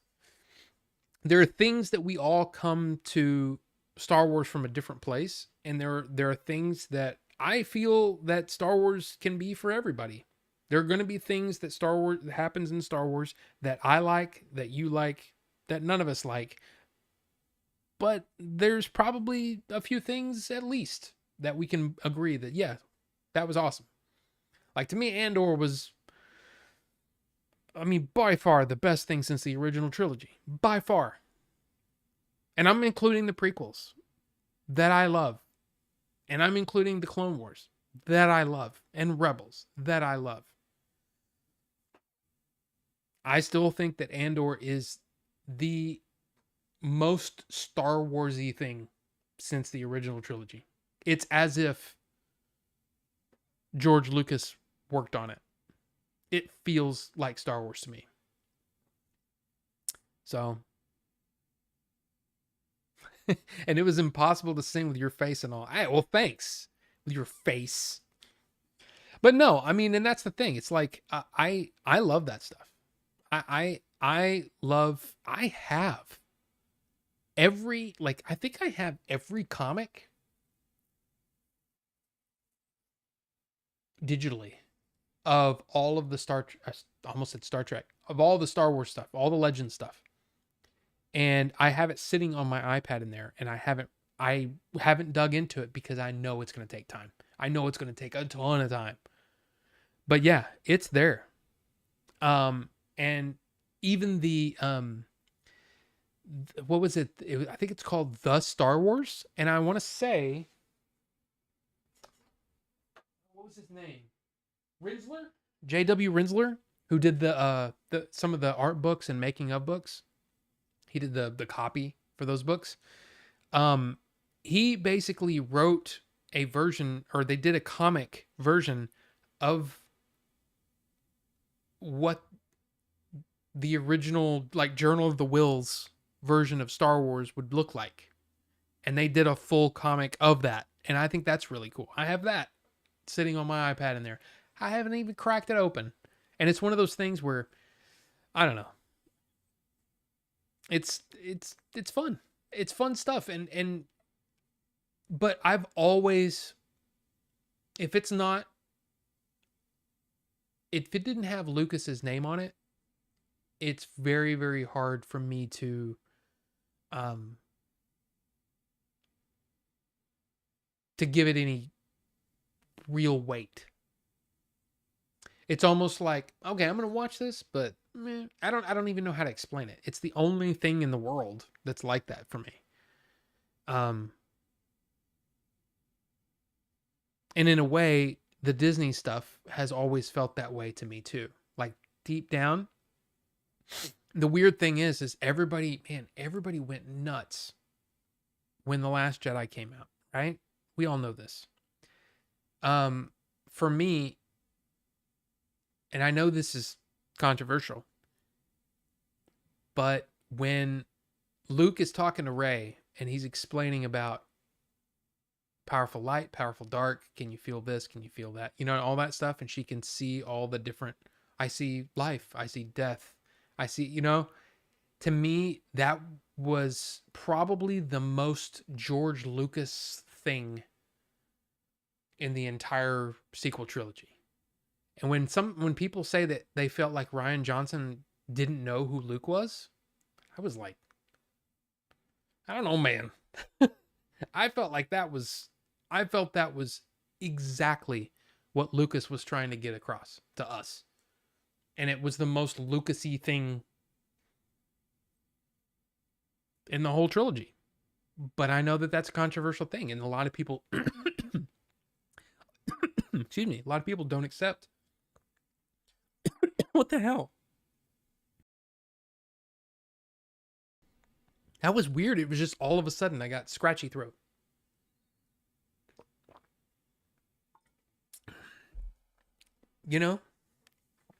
Luke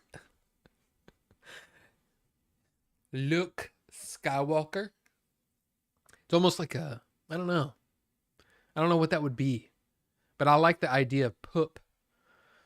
Of course, I do the pupe over on the Game Dave channel, PEWP, but I like the PUP with the 2 dots. Poop. Hello, I need to go take a poop.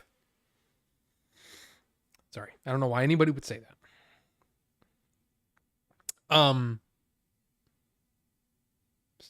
Yeah, still searching for salvation. Yep, that's it.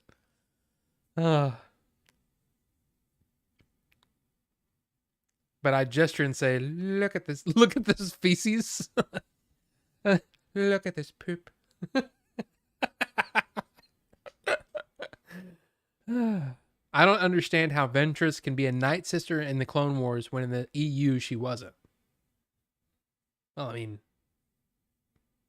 I mean, the thing about Lucas, and the thing that I always appreciated about the way that let's be honest, he flat out stole some things from the EU, okay? Even though he said, I don't look at this stuff and I don't care. He obviously took some things from the EU, right? But one of the things that I always loved about the choices that he made was, I don't care if it breaks this thing, as long as it serves the story that I'm telling. And he never seemed to do it on a whim. Now, I wish that he would have kept learning that lesson that he told us in the From Star Wars to Jedi documentary, when he says that so many filmmakers try to show off what they can do instead of just telling the story. There's a lot of scenes in the prequel trilogy that are merely there. They don't move the plot along at all. And they're just there to show off what ILM can do. And again, what ILM was suddenly able to do in the Star Wars prequel trilogy was kind of amazing, kind of groundbreaking in the same ways that the T-1000 was in T2, or, the dinosaurs in Jurassic Park. But again, he's breaking his own rule. Special effects without purpose, without a story motivation behind it, is just window dressing. It's literally random It's the same as the kind of random nudity that they would show on Game of Thrones when it wasn't consequential at all. It's just like, okay, we're just gonna have nudity here just to get people to go, oh look, boobies. I mean, I don't understand. There was no story purpose for it, right? And I always argued about that. I hate, that's the thing that I did not like about The Sopranos, and it's the thing that I didn't like about Game of Thrones, is the fact that they kept throwing in gratuitous nudity for no reason at all, had no story purpose. There are ways to get you inside of a strip club without having to zoom in on the boobies, you know? And again, there's probably people that disagree with me on that too, but it felt like a high schooler that for the first time he's like, oh my God, I get to have boobies, you know? And it's like, it's just wrong. But anyway, what my point is, SWA, is that, yeah, it fit the story better. Hence, she's a Night Sister. Just makes sense. I think my OG Star Wars is CBS.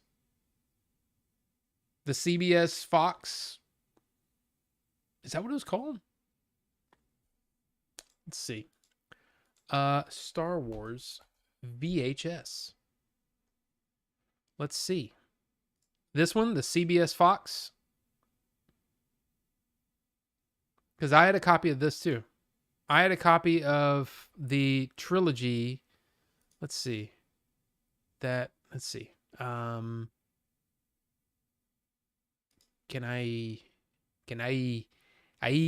yeah, this one. This was the first one that I owned.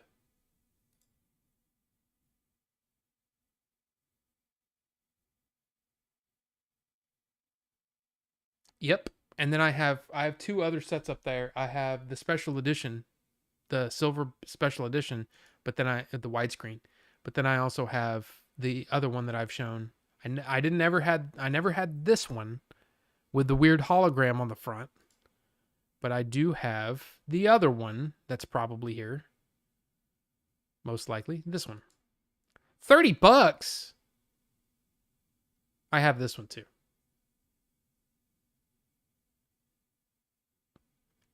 Let's see. The appeal of Star Wars has gone beyond anything I could have ever imagined. I am pleased that for the final video release of Star Wars in its original version, we can present it with the best sound and picture quality yet available thanks to THX digital mastering. This widescreen edition also reproduces the Panavision format of the original theatrical releases, providing an extraordinary video experience. In the years to come, I hope you, your children, and your children's children will enjoy not only this trilogy, but also the adventures yet to come in the continually unfolding Star Wars universe. There you go. The Faces release is what these are known as. So you had the CBS one.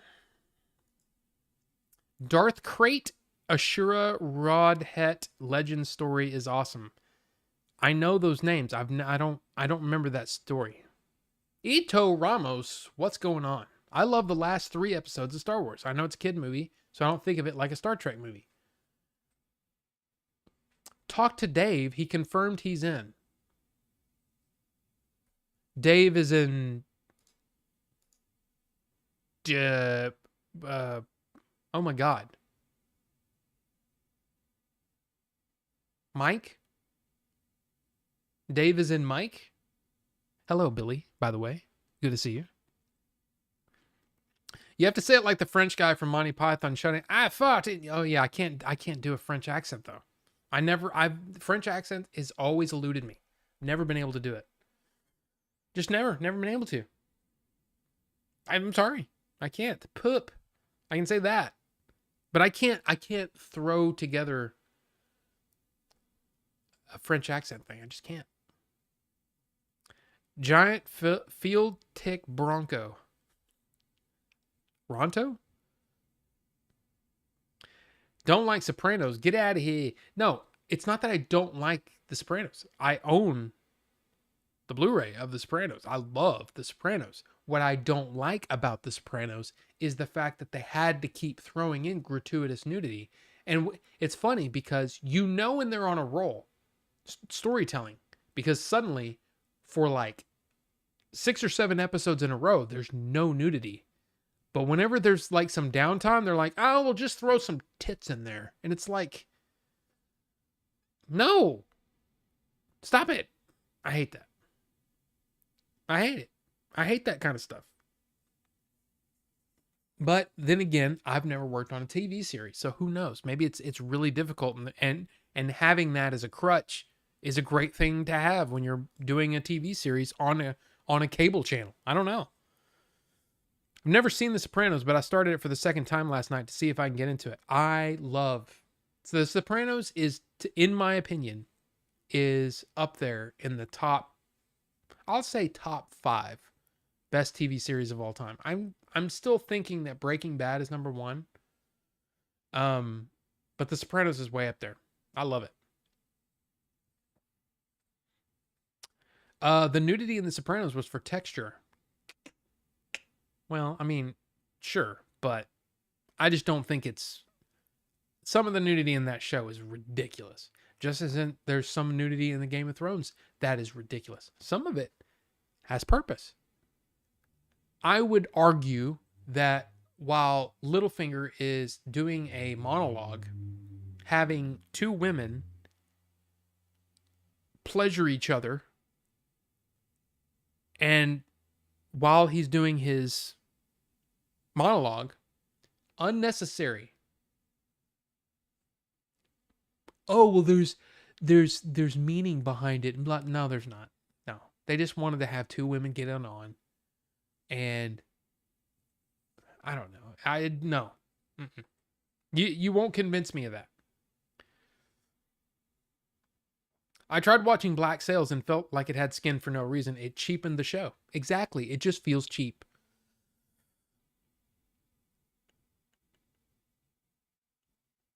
Hey, Bonobo Juice, that's actually not bad. That's not bad. Establishing shot, strip club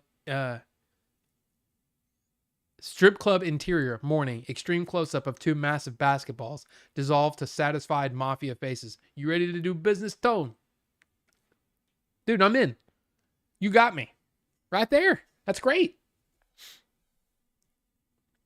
And welcome, Wraith. Did I say hi, Wraith? If not, welcome, Wraith. Good to see you, Wraith. Wraith. When I first saw the special edition, I knew I had to have that Ronto. Hey, I mean, look, there's plenty of things in the special edition that are really cool. I mean, there's some things that just don't make any sense. And some of it is, yet again, Lucas breaking his own rule, only showing off what he can do instead of making the story flow. Just like, look, the whole Jabba scene is absolutely pointless because all of that information is covered in the Greedo scene. You know this, I know this, we all know this. The conversation's been had. And there's no reason to change, well, I didn't want Han to be a cold-blooded killer. He's been threatened. And Greedo has a gun on him. What is he supposed to do? Just sit there and take it like a... No. No. He defends himself in the only way you can in the Old West. Which is what Star Wars is. It's a Western. At least in that sequence, it's a Western. You wouldn't be taken to jail if a guy had a gun on you. A known gangster had a gun on you and is threatening you with your life. He may just take your ship over my dead body. That's the idea. Anybody hears that conversation, they would say, no, Han was there was nothing wrong with what Han did. And it works better. You watch the original version of that scene, it totally works better. It just does. So, I don't know why I'm yelling at you about it. But that's what I do on this here show. Is we talk about things with passion. So yeah. I love the Shadows of the Empire book and game. You know, I've explained this before. And this is, again, no slight on anyone that enjoys the Shadows of the Empire. They're gonna get angry with what I say. But I will say this. That was a time in gaming that frustrated me to no end because I didn't like the blocky graphics. I didn't like how things moved. I didn't like how clunky the camera was. I didn't like the low frame rate. There were so many things that I didn't like about that era of gaming. And then on top of that, you're telling a story that George didn't really have anything to do with. And I just had no interest. It was like, to me, it was like reading fan fiction. And again, I say this after reading the Thrawn trilogy. I know, the celebrated Thrawn trilogy. But at the time, I'm reading it and I go, this isn't Lucas. This feels meh. I mean, I don't think Lucas would have created a character that you can't pronounce. Kabwalth. How the hell are you supposed to say his name? Joris Kabwalth. The main bad guy in the Thrawn trilogy. Or one of the main bad guys. I mean, of course, the Thrawn trilogy, right? Thrawn. But what? And then Talon Cardi, I don't even know. I don't know. It was like, what, was Lando not available? Just have Lando. I don't know. There's a lot of things wrong, in my opinion, with the Thrawn trilogy. And it read like fan fiction to me. Now, do I own all of them? Yes. Of course I do. Of course I do. Come on. Of course I do. It's Star Wars. I own a lot of crap. Some of it's boxed up, but I own a lot of crap. And I own a lot of Star Wars stuff. But I just never gave I never gave it any weight. Because I don't know, just didn't work for me. But Shadows of the Empire, I was never able to get into. I tried multiple times because everybody said, oh man, Shadows of the Empire is awesome.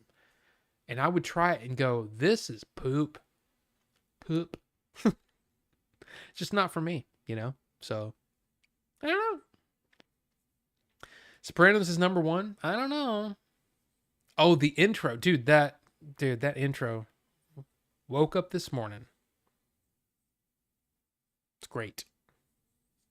Spartacus didn't need all the nudity. Neither does anything except porn. I mean, you're not wrong. I never watched Spartacus though. Okay. Well, good. I would hope so because I asked him myself a long time ago. I said, "Hey, if I write you a scene,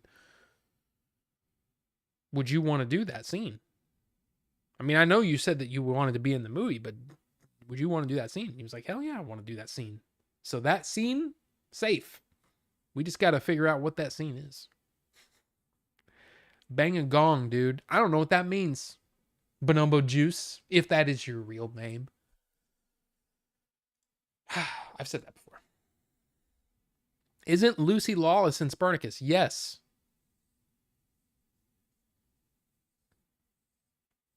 Yeah, Andor kills everyone. Why can't Solo kill an enemy? I mean, that's a great point.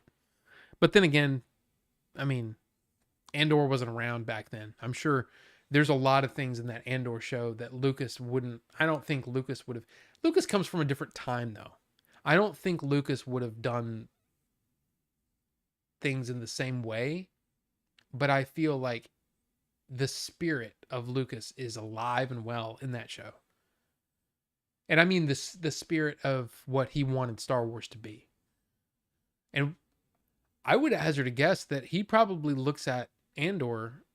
Well, I don't know, because there's so many times when he said, especially toward the end, that he's like, you've got to understand what Star Wars is all about. Star Wars is about giving kids hope. I don't know if Andor gives anybody hope. You know what I mean? Like, it's a really, really powerful show. I mean, maybe it does give people hope. I don't know. But that is a bleak show. But it's about a rebellion. And look, man, crazy shit happens in a rebellion. So I don't know. Welcome, Drama Cat Plays. I'm not sure if I've ever seen you here before. Welcome. Good to see you.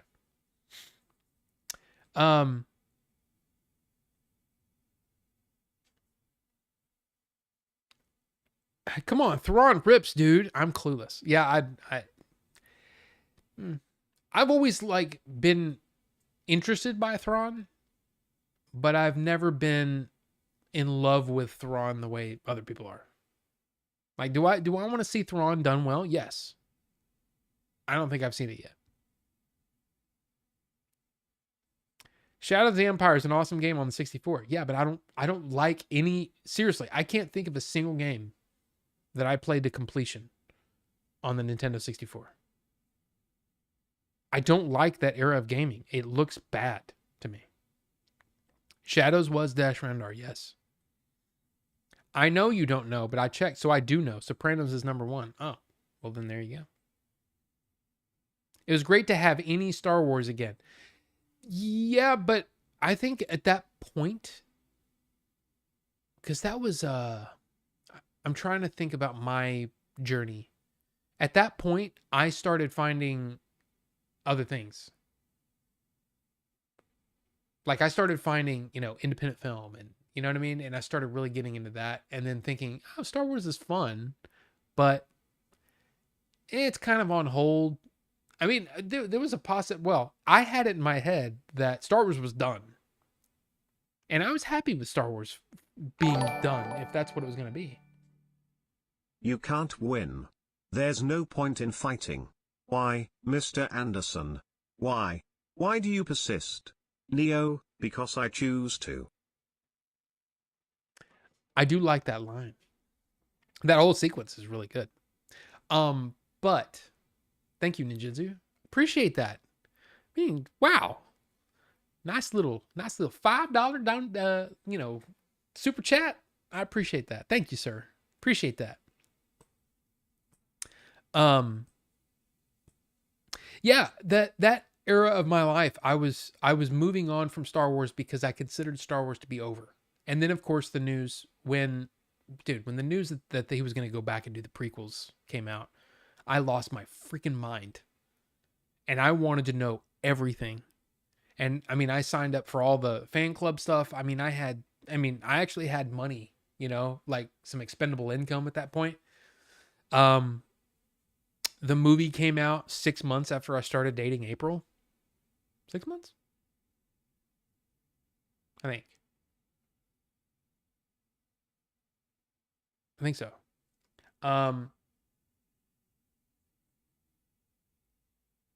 And she actually ended up seeing it before me. Because she saw it at midnight and I saw it at like 10 a.m., 9 a.m. But yeah, yeah.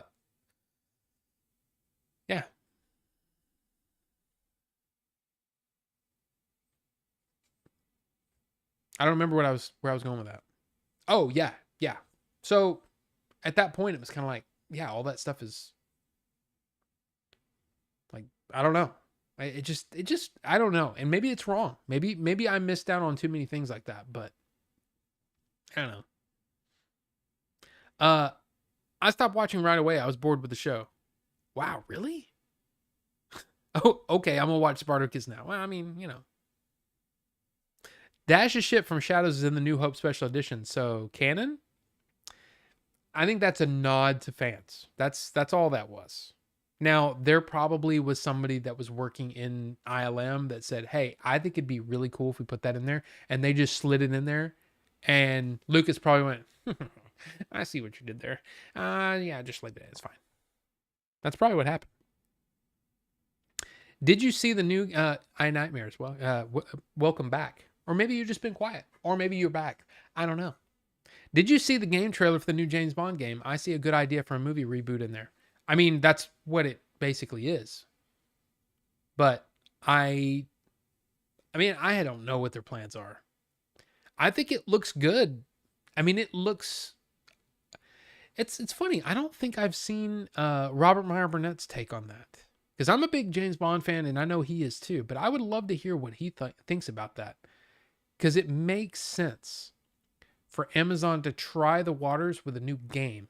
And especially if you're talking about bringing James Bond into this century, I mean, the line that Judi Dench gives Pierce Brosnan in GoldenEye is, you're a sexist, misogynist dinosaur, a relic of the Cold War.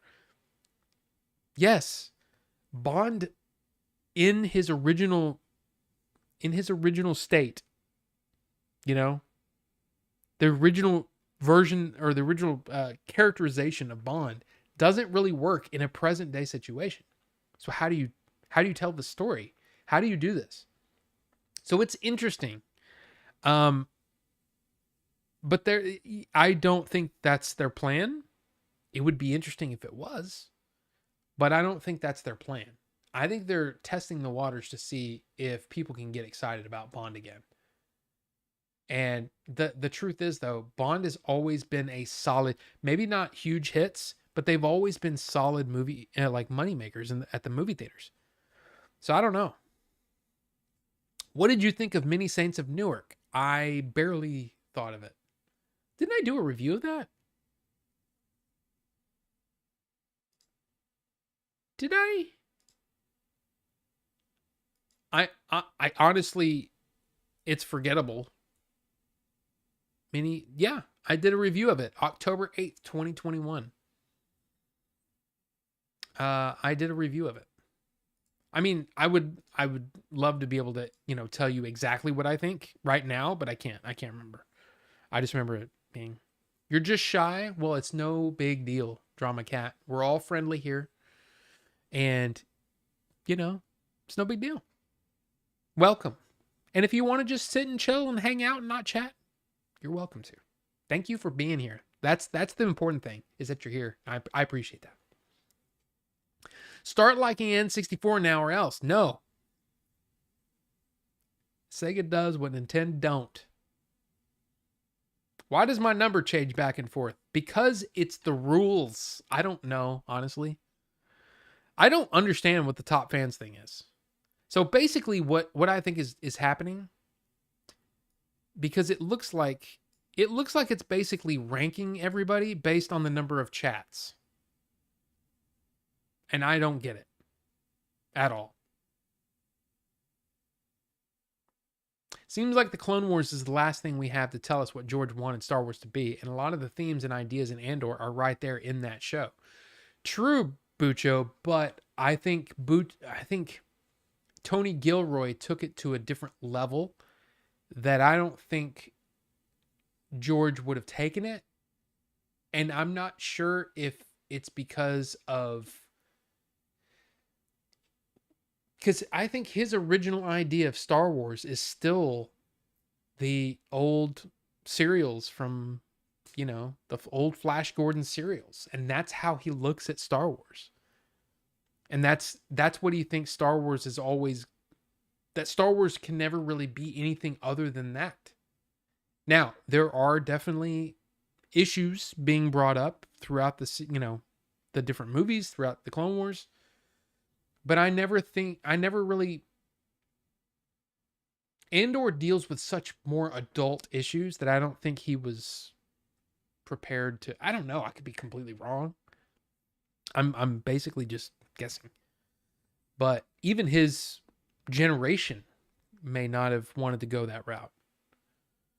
I don't know. He's kind of old-fashioned in his thinking, so I would think that maybe Andor would have been too far in some ways. I don't know. Pixel. I love that. Woke up this morning, got some gabagool. Gabagool. Hey, there's a Cinemark commercial where it's this guy's talking about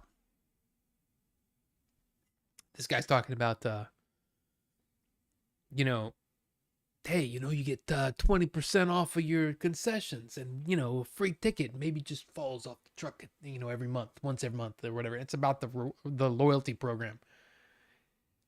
And this lady walks up with an icy, right? A Slurpee icy, right? ICEE, right? And she's drinking out of it. And of course it sounds like it's empty, but it's full to the top. And they have to do that because we're too stupid to understand that, it's like the record skip noise, except it's anyway. She says, "Are we going to make someone sleep with the fishes?" And he's like, oh, we're just doing movie rewards, right? And then there's a point where this guy's like, "Welcome to the movie club." And she walks by and she goes, "Hey." And it's just like, I don't know. Somebody's a fan of The Sopranos, basically. The James Bond game is made by the people that make those Hitman video games. Cosma, that is true. That is, I don't know if that's true or not. But I don't know, man. It's going to be interesting. It's going to be interesting to see because I don't know if I need that. Like me personally, I would rather have it be a, GoldenEye. The GoldenEye game. But then again, we're getting Perfect Dark. Now, is Perfect Dark going to be Perfect Dark, or is it going to be like, oh, well, you got to do all these missions and it's an open world and blah, blah, blah. Just be Perfect Dark. I'll be happy, But I don't know. I don't know what's going to happen. Remember, it was George who put all that politics into Star Wars. He and his generation are the Vietnam generation, generally more political than Gen X. Absolutely, Bucho, but I'm talking about the themes, the more, because you have to understand, you have to agree, right? That Andor seems to be like a step above as far as like, not only in execution, but in the tone of the thing is a step or more above any of the original movies. You would have to agree with that, right? This is definitely more serious and definitely more, gosh, it's even more political than anything he did in the prequels. Yeah. Yeah, it's pretty close to that, Bonobo Juice. It's pretty close to that. We're just talking about a rewards card. Yeah,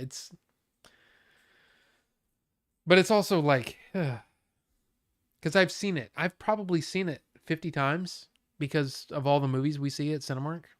I don't know.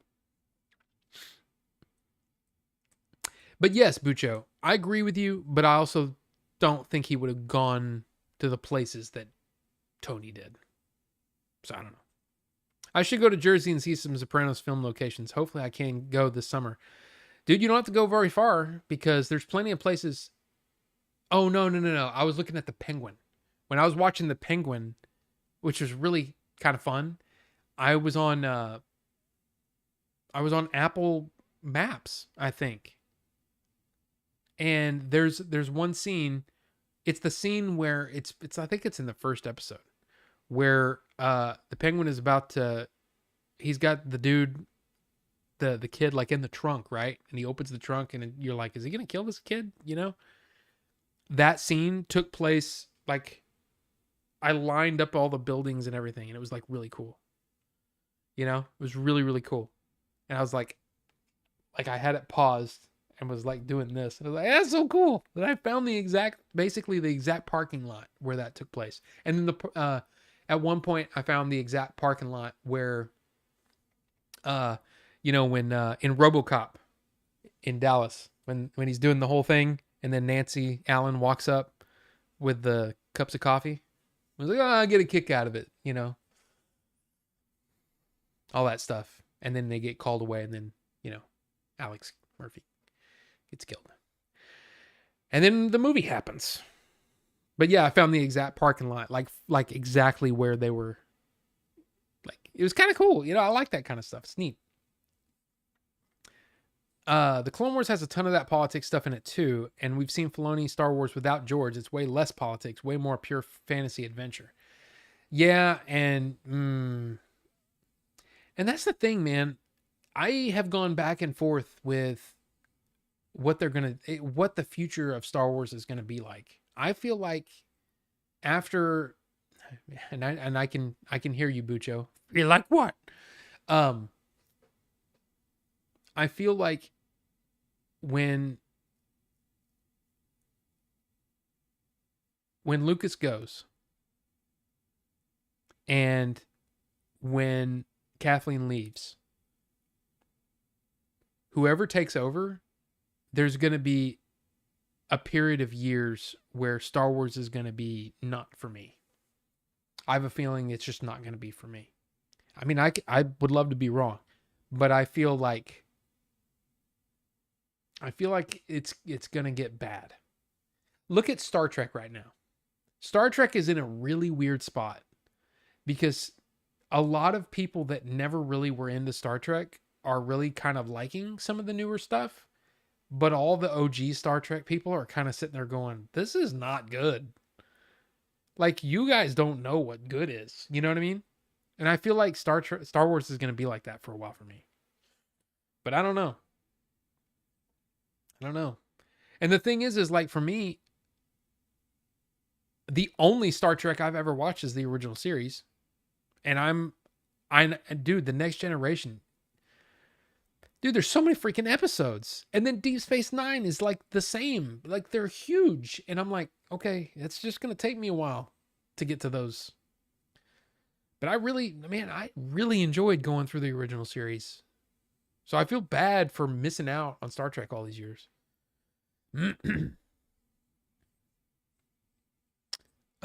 Favorite Sopranos character?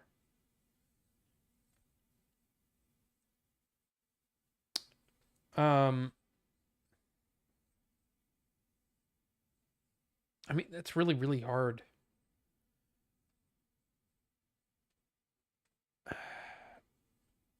Because the thing is I loved Michael Imperioli's character. I loved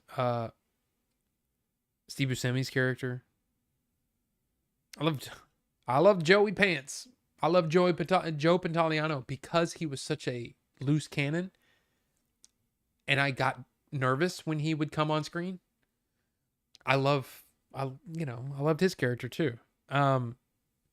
Janice was always one that made me, like, actively irritated me.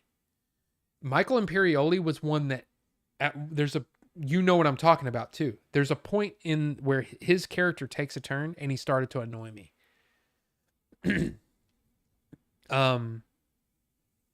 But of course, Tony, I mean, I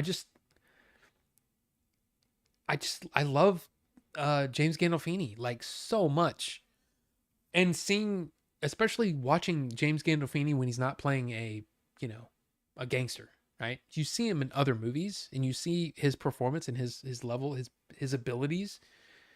It's like, man, what a great actor that we lost way too soon. But I always loved this is a stupid thing, but he would always, when he was talking, to somebody, and he would always say the way that he said, and I know this is weird, but the way that he said shit, he's a piece of shit. And it's just for some reason, I loved it. I loved the way that he said that. So it's hard for me not to say James Gandolfini because I'm such a James Gandolfini fan. First time I ever saw him was in True Romance. And was like, I don't know who this guy is, but he's awesome. And come to find out, that was one of his first big roles. And man, he just knocked it out of the park. Without Tony Soprano, there would be no Walter White. I mean, that's probably true. Have I ever smoked pot while watching a bad 80s, 90s film? I mean, I'm sure I have. Smoked pot a lot back in those days. I'm trying to think of, I mean, it's been a long time since the last time that I actually used that, I probably should throw that thing away. It's probably gone bad by now. I'd probably get really sick. Get the old popcorn lung or whatever if I tried that. But no, I did watch Empire Strikes Back the last time that I used the indica, whatever the thing that I got in California. And it was awesome. But you said bad. That Empire was not bad. I can't even remember. It's been years and years and years. But I remember the last really memorable time that I and I'm talking about with people, is when a friend of mine came over. This is mid-2000s. Wife wasn't home. Friend came over and had the medical marijuana, which was that was good stuff. And it was the most ridiculously smooth and like steady high I've ever had. And it was amazing. It was so amazing. And I watched Snatch, the movie Snatch, and could understand every word that Brad Pitt was saying. And it was amazing. And I enjoyed that. I really, really enjoyed that experience. But I was always a every now and then kind of guy, you know. And then when they came out with the stuff for Texas, and I was like interested in it, and it all sucks, and it's like, okay, this just makes me miss the real good stuff. And then I got that thing, and it was cool, but the problem is, I hate the fact that this stuff that I got is you can't do anything. You can't get anything done. You can enjoy a movie or whatever, but then you just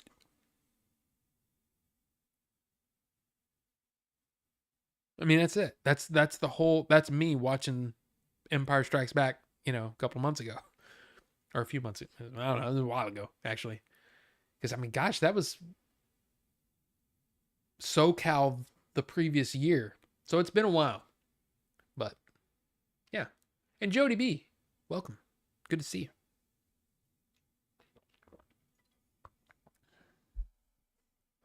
So George had grown beyond simple Flash Gordon serial tribute by the prequel trilogy.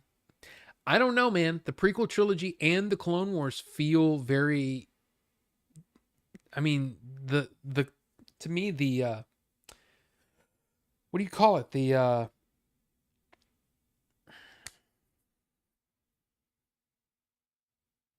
Clone Wars. Okay. The way that the show starts with the guy talking, the rebels, whatever he was saying. Anakin Skywalker does the thing. I mean, that's so from that time. I mean, you could be right, but I don't know. What's up, Derek? Good to see you. They should give Star Wars a break for a while. Not when there's money to be made. You ask any business person in the world, hey, this thing that's worth a lot of money, you think we should just sit on it? They'll never sit on it. They'll never let it rest. It'll always be a thing. So, my parents do enjoy Brave New Worlds. Yeah, and Strange New Worlds. Strange New Worlds? Yes, Strange New Worlds. Oh, there you go. There you go. Jody B, there you go. Strange New Worlds isn't bad. Yeah. I haven't watched any of it, but I've heard that there's people that Star Trek fans that are not happy. But Andor is like the dad core version of the more political and spycrafty and rebellion building parts of the Clone Wars. Remember, we first meet Saw in the Clone Wars doing rebellion stuff. And several episodes of the Clone Wars are spy mission stuff as well as senator stuff and diplomatic mission stuff. Andor has a more adult tone, but it doesn't introduce any new ideas.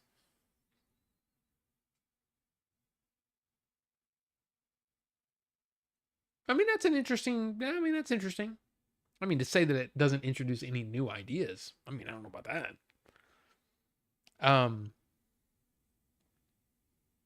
I just think that it's taking the idea of a rebellion to its realistic conclusion. That, this rebellion had to have done some stuff that was not good. Like, they had to have done some stuff that was really, really, really not on the level of, say, what a Jedi would do, right? This is some questionable stuff that these people have to do in the cause of rebellion. I mean, you see, it's the first thing Andor does in Rogue One, right? But that's, I don't know. I just don't know. I don't know.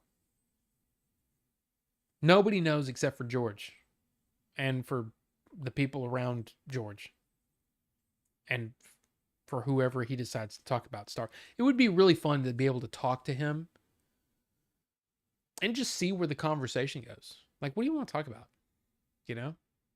George Lucas with your face and your neck, your freaking neck. What do you want to talk about? Well, I don't want to talk about racing.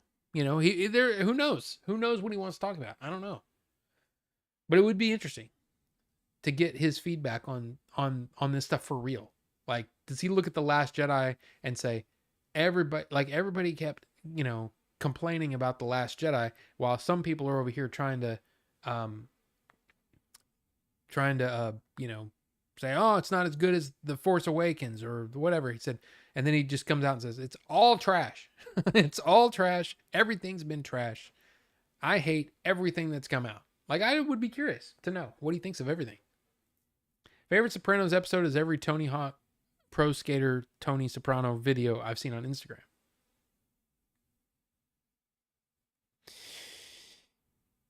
I don't know what that means because I'm too old to have Instagram. Actually, I have an Instagram account. I never use it because I don't think any pictures that I take are that interesting. Paulie Walnuts. I mean, Paulie's fun, but he's an idiot. I don't like. I mean, it's not that I don't like some idiot characters, but I don't know. He's not my favorite. He's fun, but I get fans saying Andor doesn't feel like Star Wars, but I think it mostly does. No, I get that too.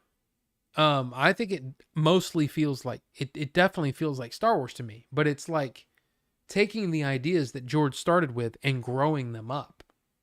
And I don't think George has the ability to write stories like that. He's definitely more idealistic in his brain. And I don't think the levels that Andor goes to, the depths, you could say, that Andor goes to, I don't think George is capable of writing in that way. And of course, everybody has those, you know, the goods and bads in our heads and all that kind of stuff. But I just don't think he has that ability to write like that. That's just my opinion. That's just my opinion. You know what I mean? No, I don't smoke. Am I missing something?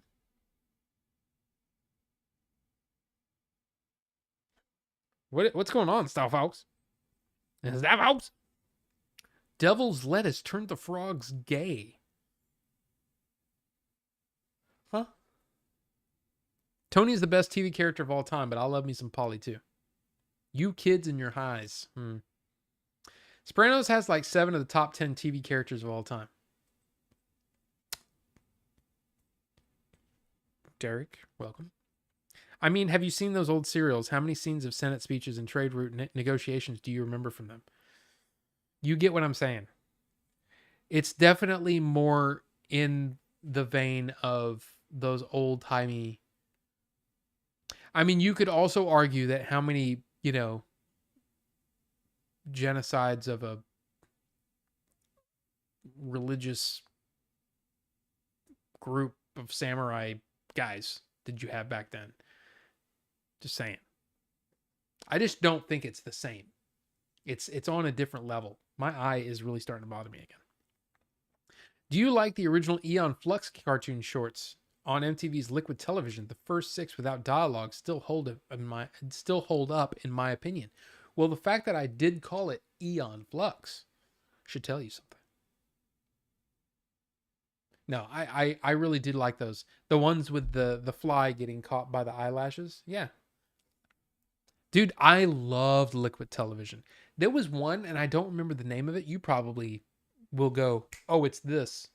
But it's one where it's anime, and there's a guy racing, and he's pushing the car to its limits, way beyond its limits. And I just remember it being very, like, shockingly, disturbingly animated in a great way. And it's always stuck in my head. And the Aeon Flux ones, because they were so odd. You know, the anthropomorphic. She almost looked like a spider instead of a human in some cases. Very, very odd. Initial D? It may have been. I don't know. Did that come from Liquid Television?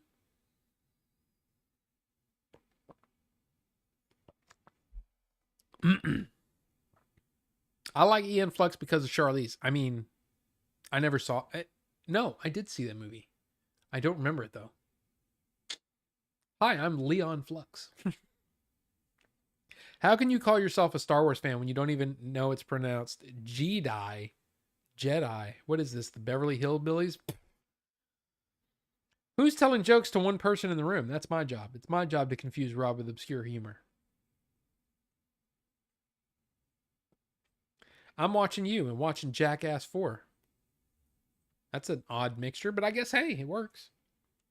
In the Clone Wars, Anakin and a couple of other Jedis do non-Jedi stuff, torture-wise. It's not like George only wrote in blacks and whites. He wrote gray, too.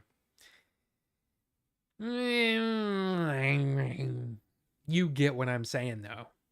You take Clone Wars as a whole, you take... and the Clone Wars that Lucas was involved with. Then you take Andor as a whole. Definitely different level of... That's all I'm trying to say. I get that there's some dark crap in the Clone Wars. No question. My favorite film to watch while baked is Superman Returns. Just thought of Scott Summers sleeping with Lois Lane is hilarious.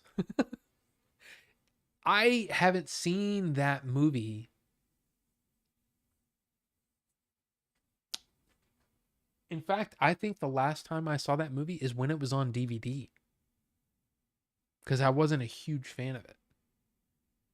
Like, I was a fan of it, but I wasn't a huge fan of it. Like, I liked it, but not enough to watch over and over again. And obviously I haven't bought them again. The only pre-Henry Cavill Superman movies that I could say that I would want to watch again are the original and Superman 2. Because Superman 2 is goofy and it's fun. And it reminds me of my childhood. Everything else, like Superman Returns, it didn't make enough of an impact on me to make me want to watch it again. Now, the only difference is I know that Robert Meyer Burnett helped make that movie and helped make all the special features on that. So it kind of makes me want to watch some of that stuff again because I'm such a fan of Robert Meyer Burnett. I know I talk about him a lot. I'm sorry. But yeah, other than that, I don't know. I didn't really care for that movie. I don't know. The Head was rad, or that tall-haired guy in a red car. I don't know. I don't bake things since I don't buy groceries. Huh? I was referring to whoever confused it with Soprano, Tony Hawk, meme humor. Sorry, I'm still at work. I'm mostly listening. Rufus? Damn it. Okay. Basically, look, here's the thing. I get confused all the time because I get to talking about something and then my brain completely disassociates anything that I've talked about prior. So then I have to it's like a puzzle when I go back to the chat and I try to stick, I try to, at least, read the comment. And I'm reading the comment and I'm like, I don't know what that means. Because my brain is already completely, it's like, I don't know. It's like,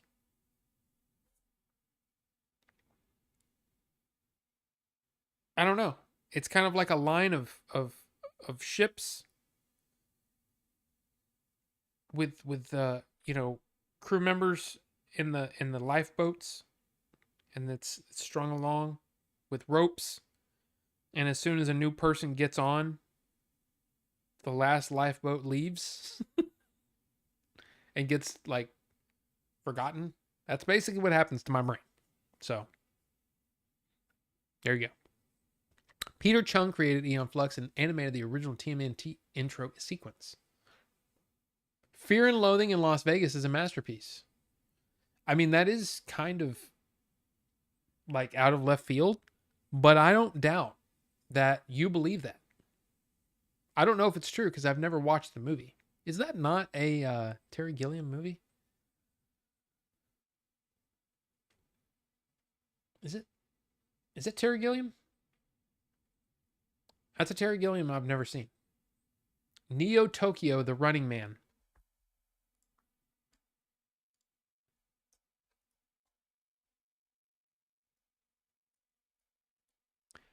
That's it. That's absolutely it. It sure looks like it.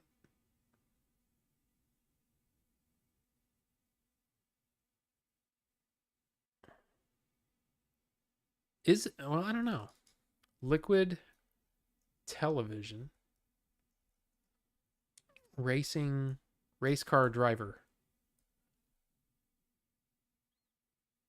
Okay.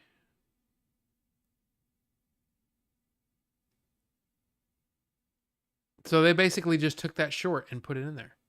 Huh. Interesting. I did not know this.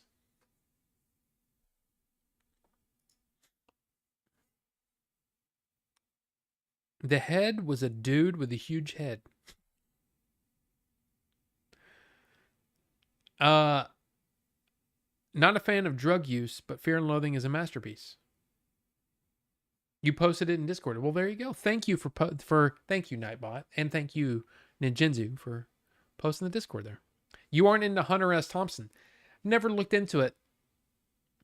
It's kind of like, for me, a lot of it is like,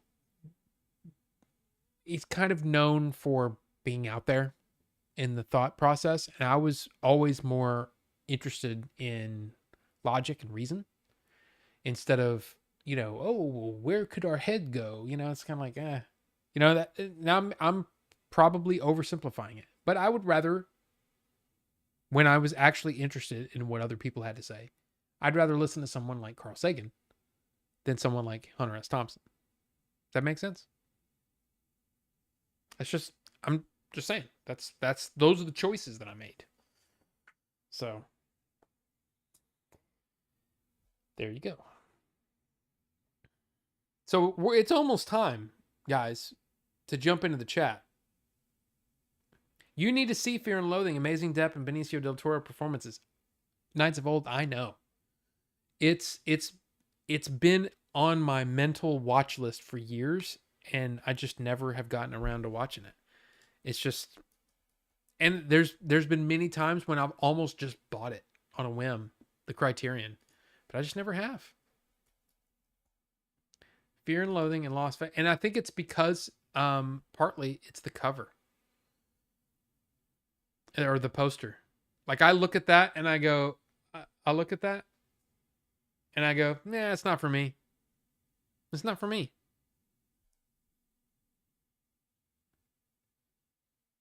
But I mean, it's got a 7.5 on IMDb. That's a good score. Tobey Maguire. I just need to watch it at some point. So you're right. You're right. And when you're right, you're right. And you're always right. We didn't even talk about Spaceballs. Are you guys excited about that? I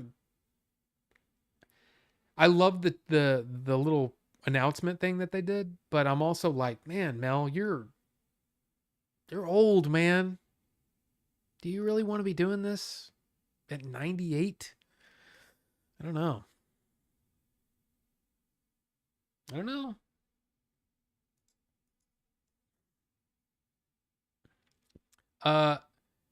don't like what Thompson stands for, but man, I finally saw the movie and was floored. Okay. I love mind-bending art, though. It's one of the movies of all time. What drew me in is he's a writer, so I can relate to that. Well, it's kind of like even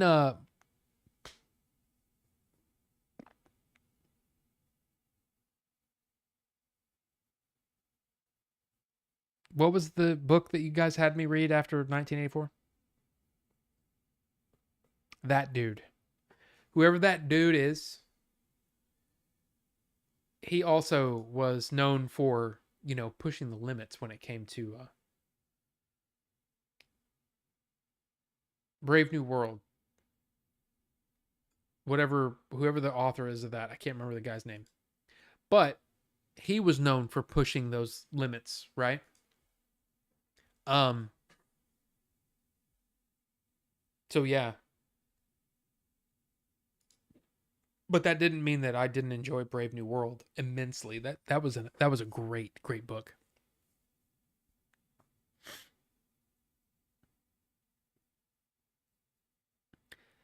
So Ninjinzu, you fell asleep in the first Spaceballs?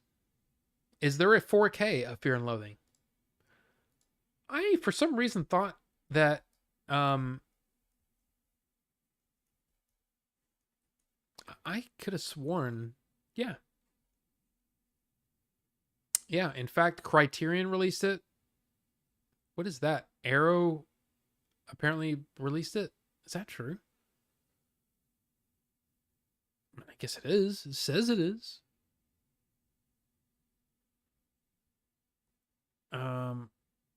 Yeah. I like how it says Grand Prairie. I don't live in Grand Prairie. Oh, I know why. I know why. I think I was at my dad's house when I was looking something up on the Walmart app. And for some reason it picked it up. Look at that one. That one's nuts looking. From Germany. Get out of here with your crap, man. But yeah, so yeah, you have many different editions to pick from if you want it in 4K. Criterion 4K. So, in fact, next month, that's something to keep in mind. Next month, Barnes and Noble will be doing their 50% off sale. So, if you want to know how much any Criterion edition release will be, you look at the list price. The list price is always what they'll base that 50% off on. So this will go down to $25 for the 4K. The Blu-ray will most likely be $20. So Blu-rays, unless it's a larger edition with multiple discs, like I think the Seven Samurai is $35 or $40, even half price. But yeah, so you could probably pick it up for $25 on 4K if you wanted. Criterion. So there you go.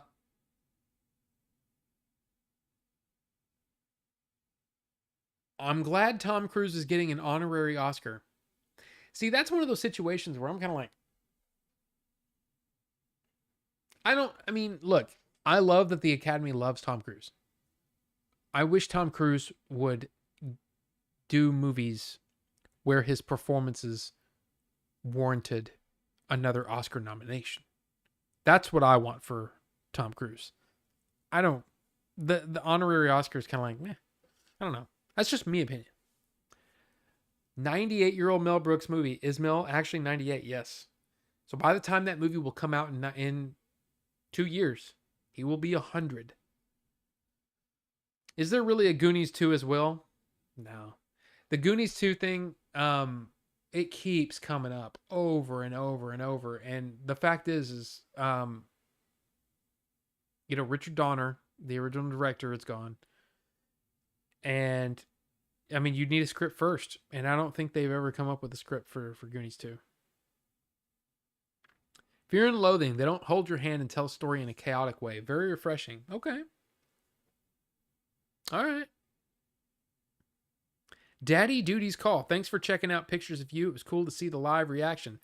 Well, thank you for being here, Jerry. And if you want, like I said, you want to come on for the album release, we'll do a thing. We'll talk. We'll do a little interview and stuff, and then we'll chat a little bit or whatever. Be fun. And by the way, it's 10 o'clock, so you know what time it is. It's time to open up the Discord, and we need to chat. And it's time for you guys to talk a little bit more than me. So I'm going to open up the Discord right now. And yeah, we can jump in and chat. But let's get caught up on the chat here. Fear and Loathing was one of those movies I always looked to find on those premium movie channels back then.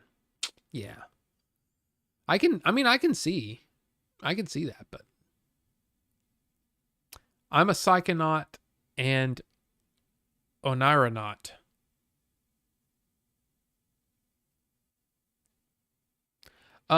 you don't need to know anything about Hunter S. Thompson, to enjoy the movie. Make a movie, more movie about the time, 71. Gotcha. And Bucky Larson, Barnes & Noble sale in July. Hell yeah. Hell yeah. I'll put a little highlight. I'll put together a little highlight reel of the audio from the new album for another time. Maybe I'll come over. We can play those trains. No, wait. Anyway, you will pay.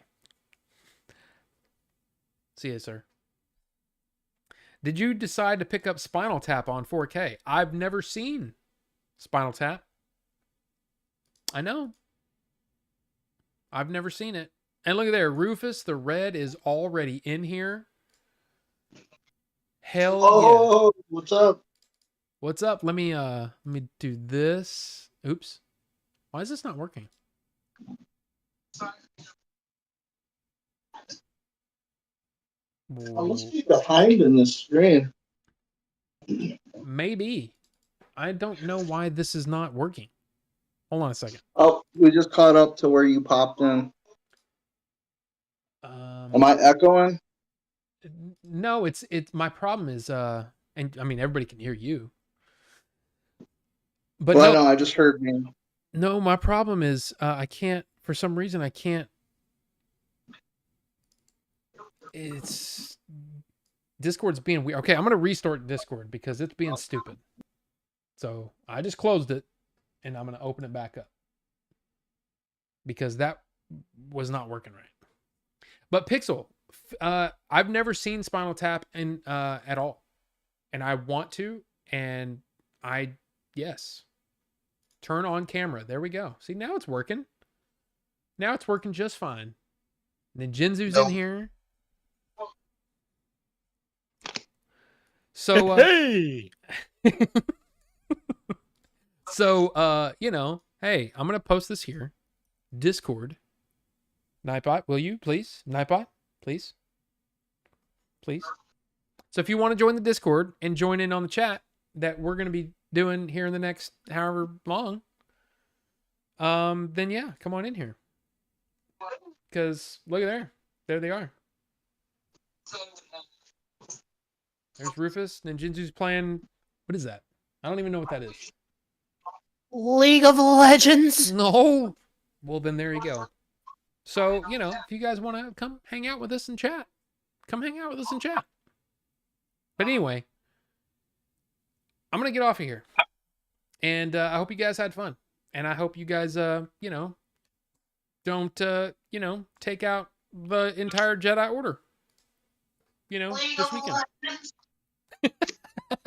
It just caught up to Rufus, I think. But yeah, y'all have a good time. And y'all have a good weekend. And hopefully my eyes don't fall out of my head. So we'll see you later. Bye.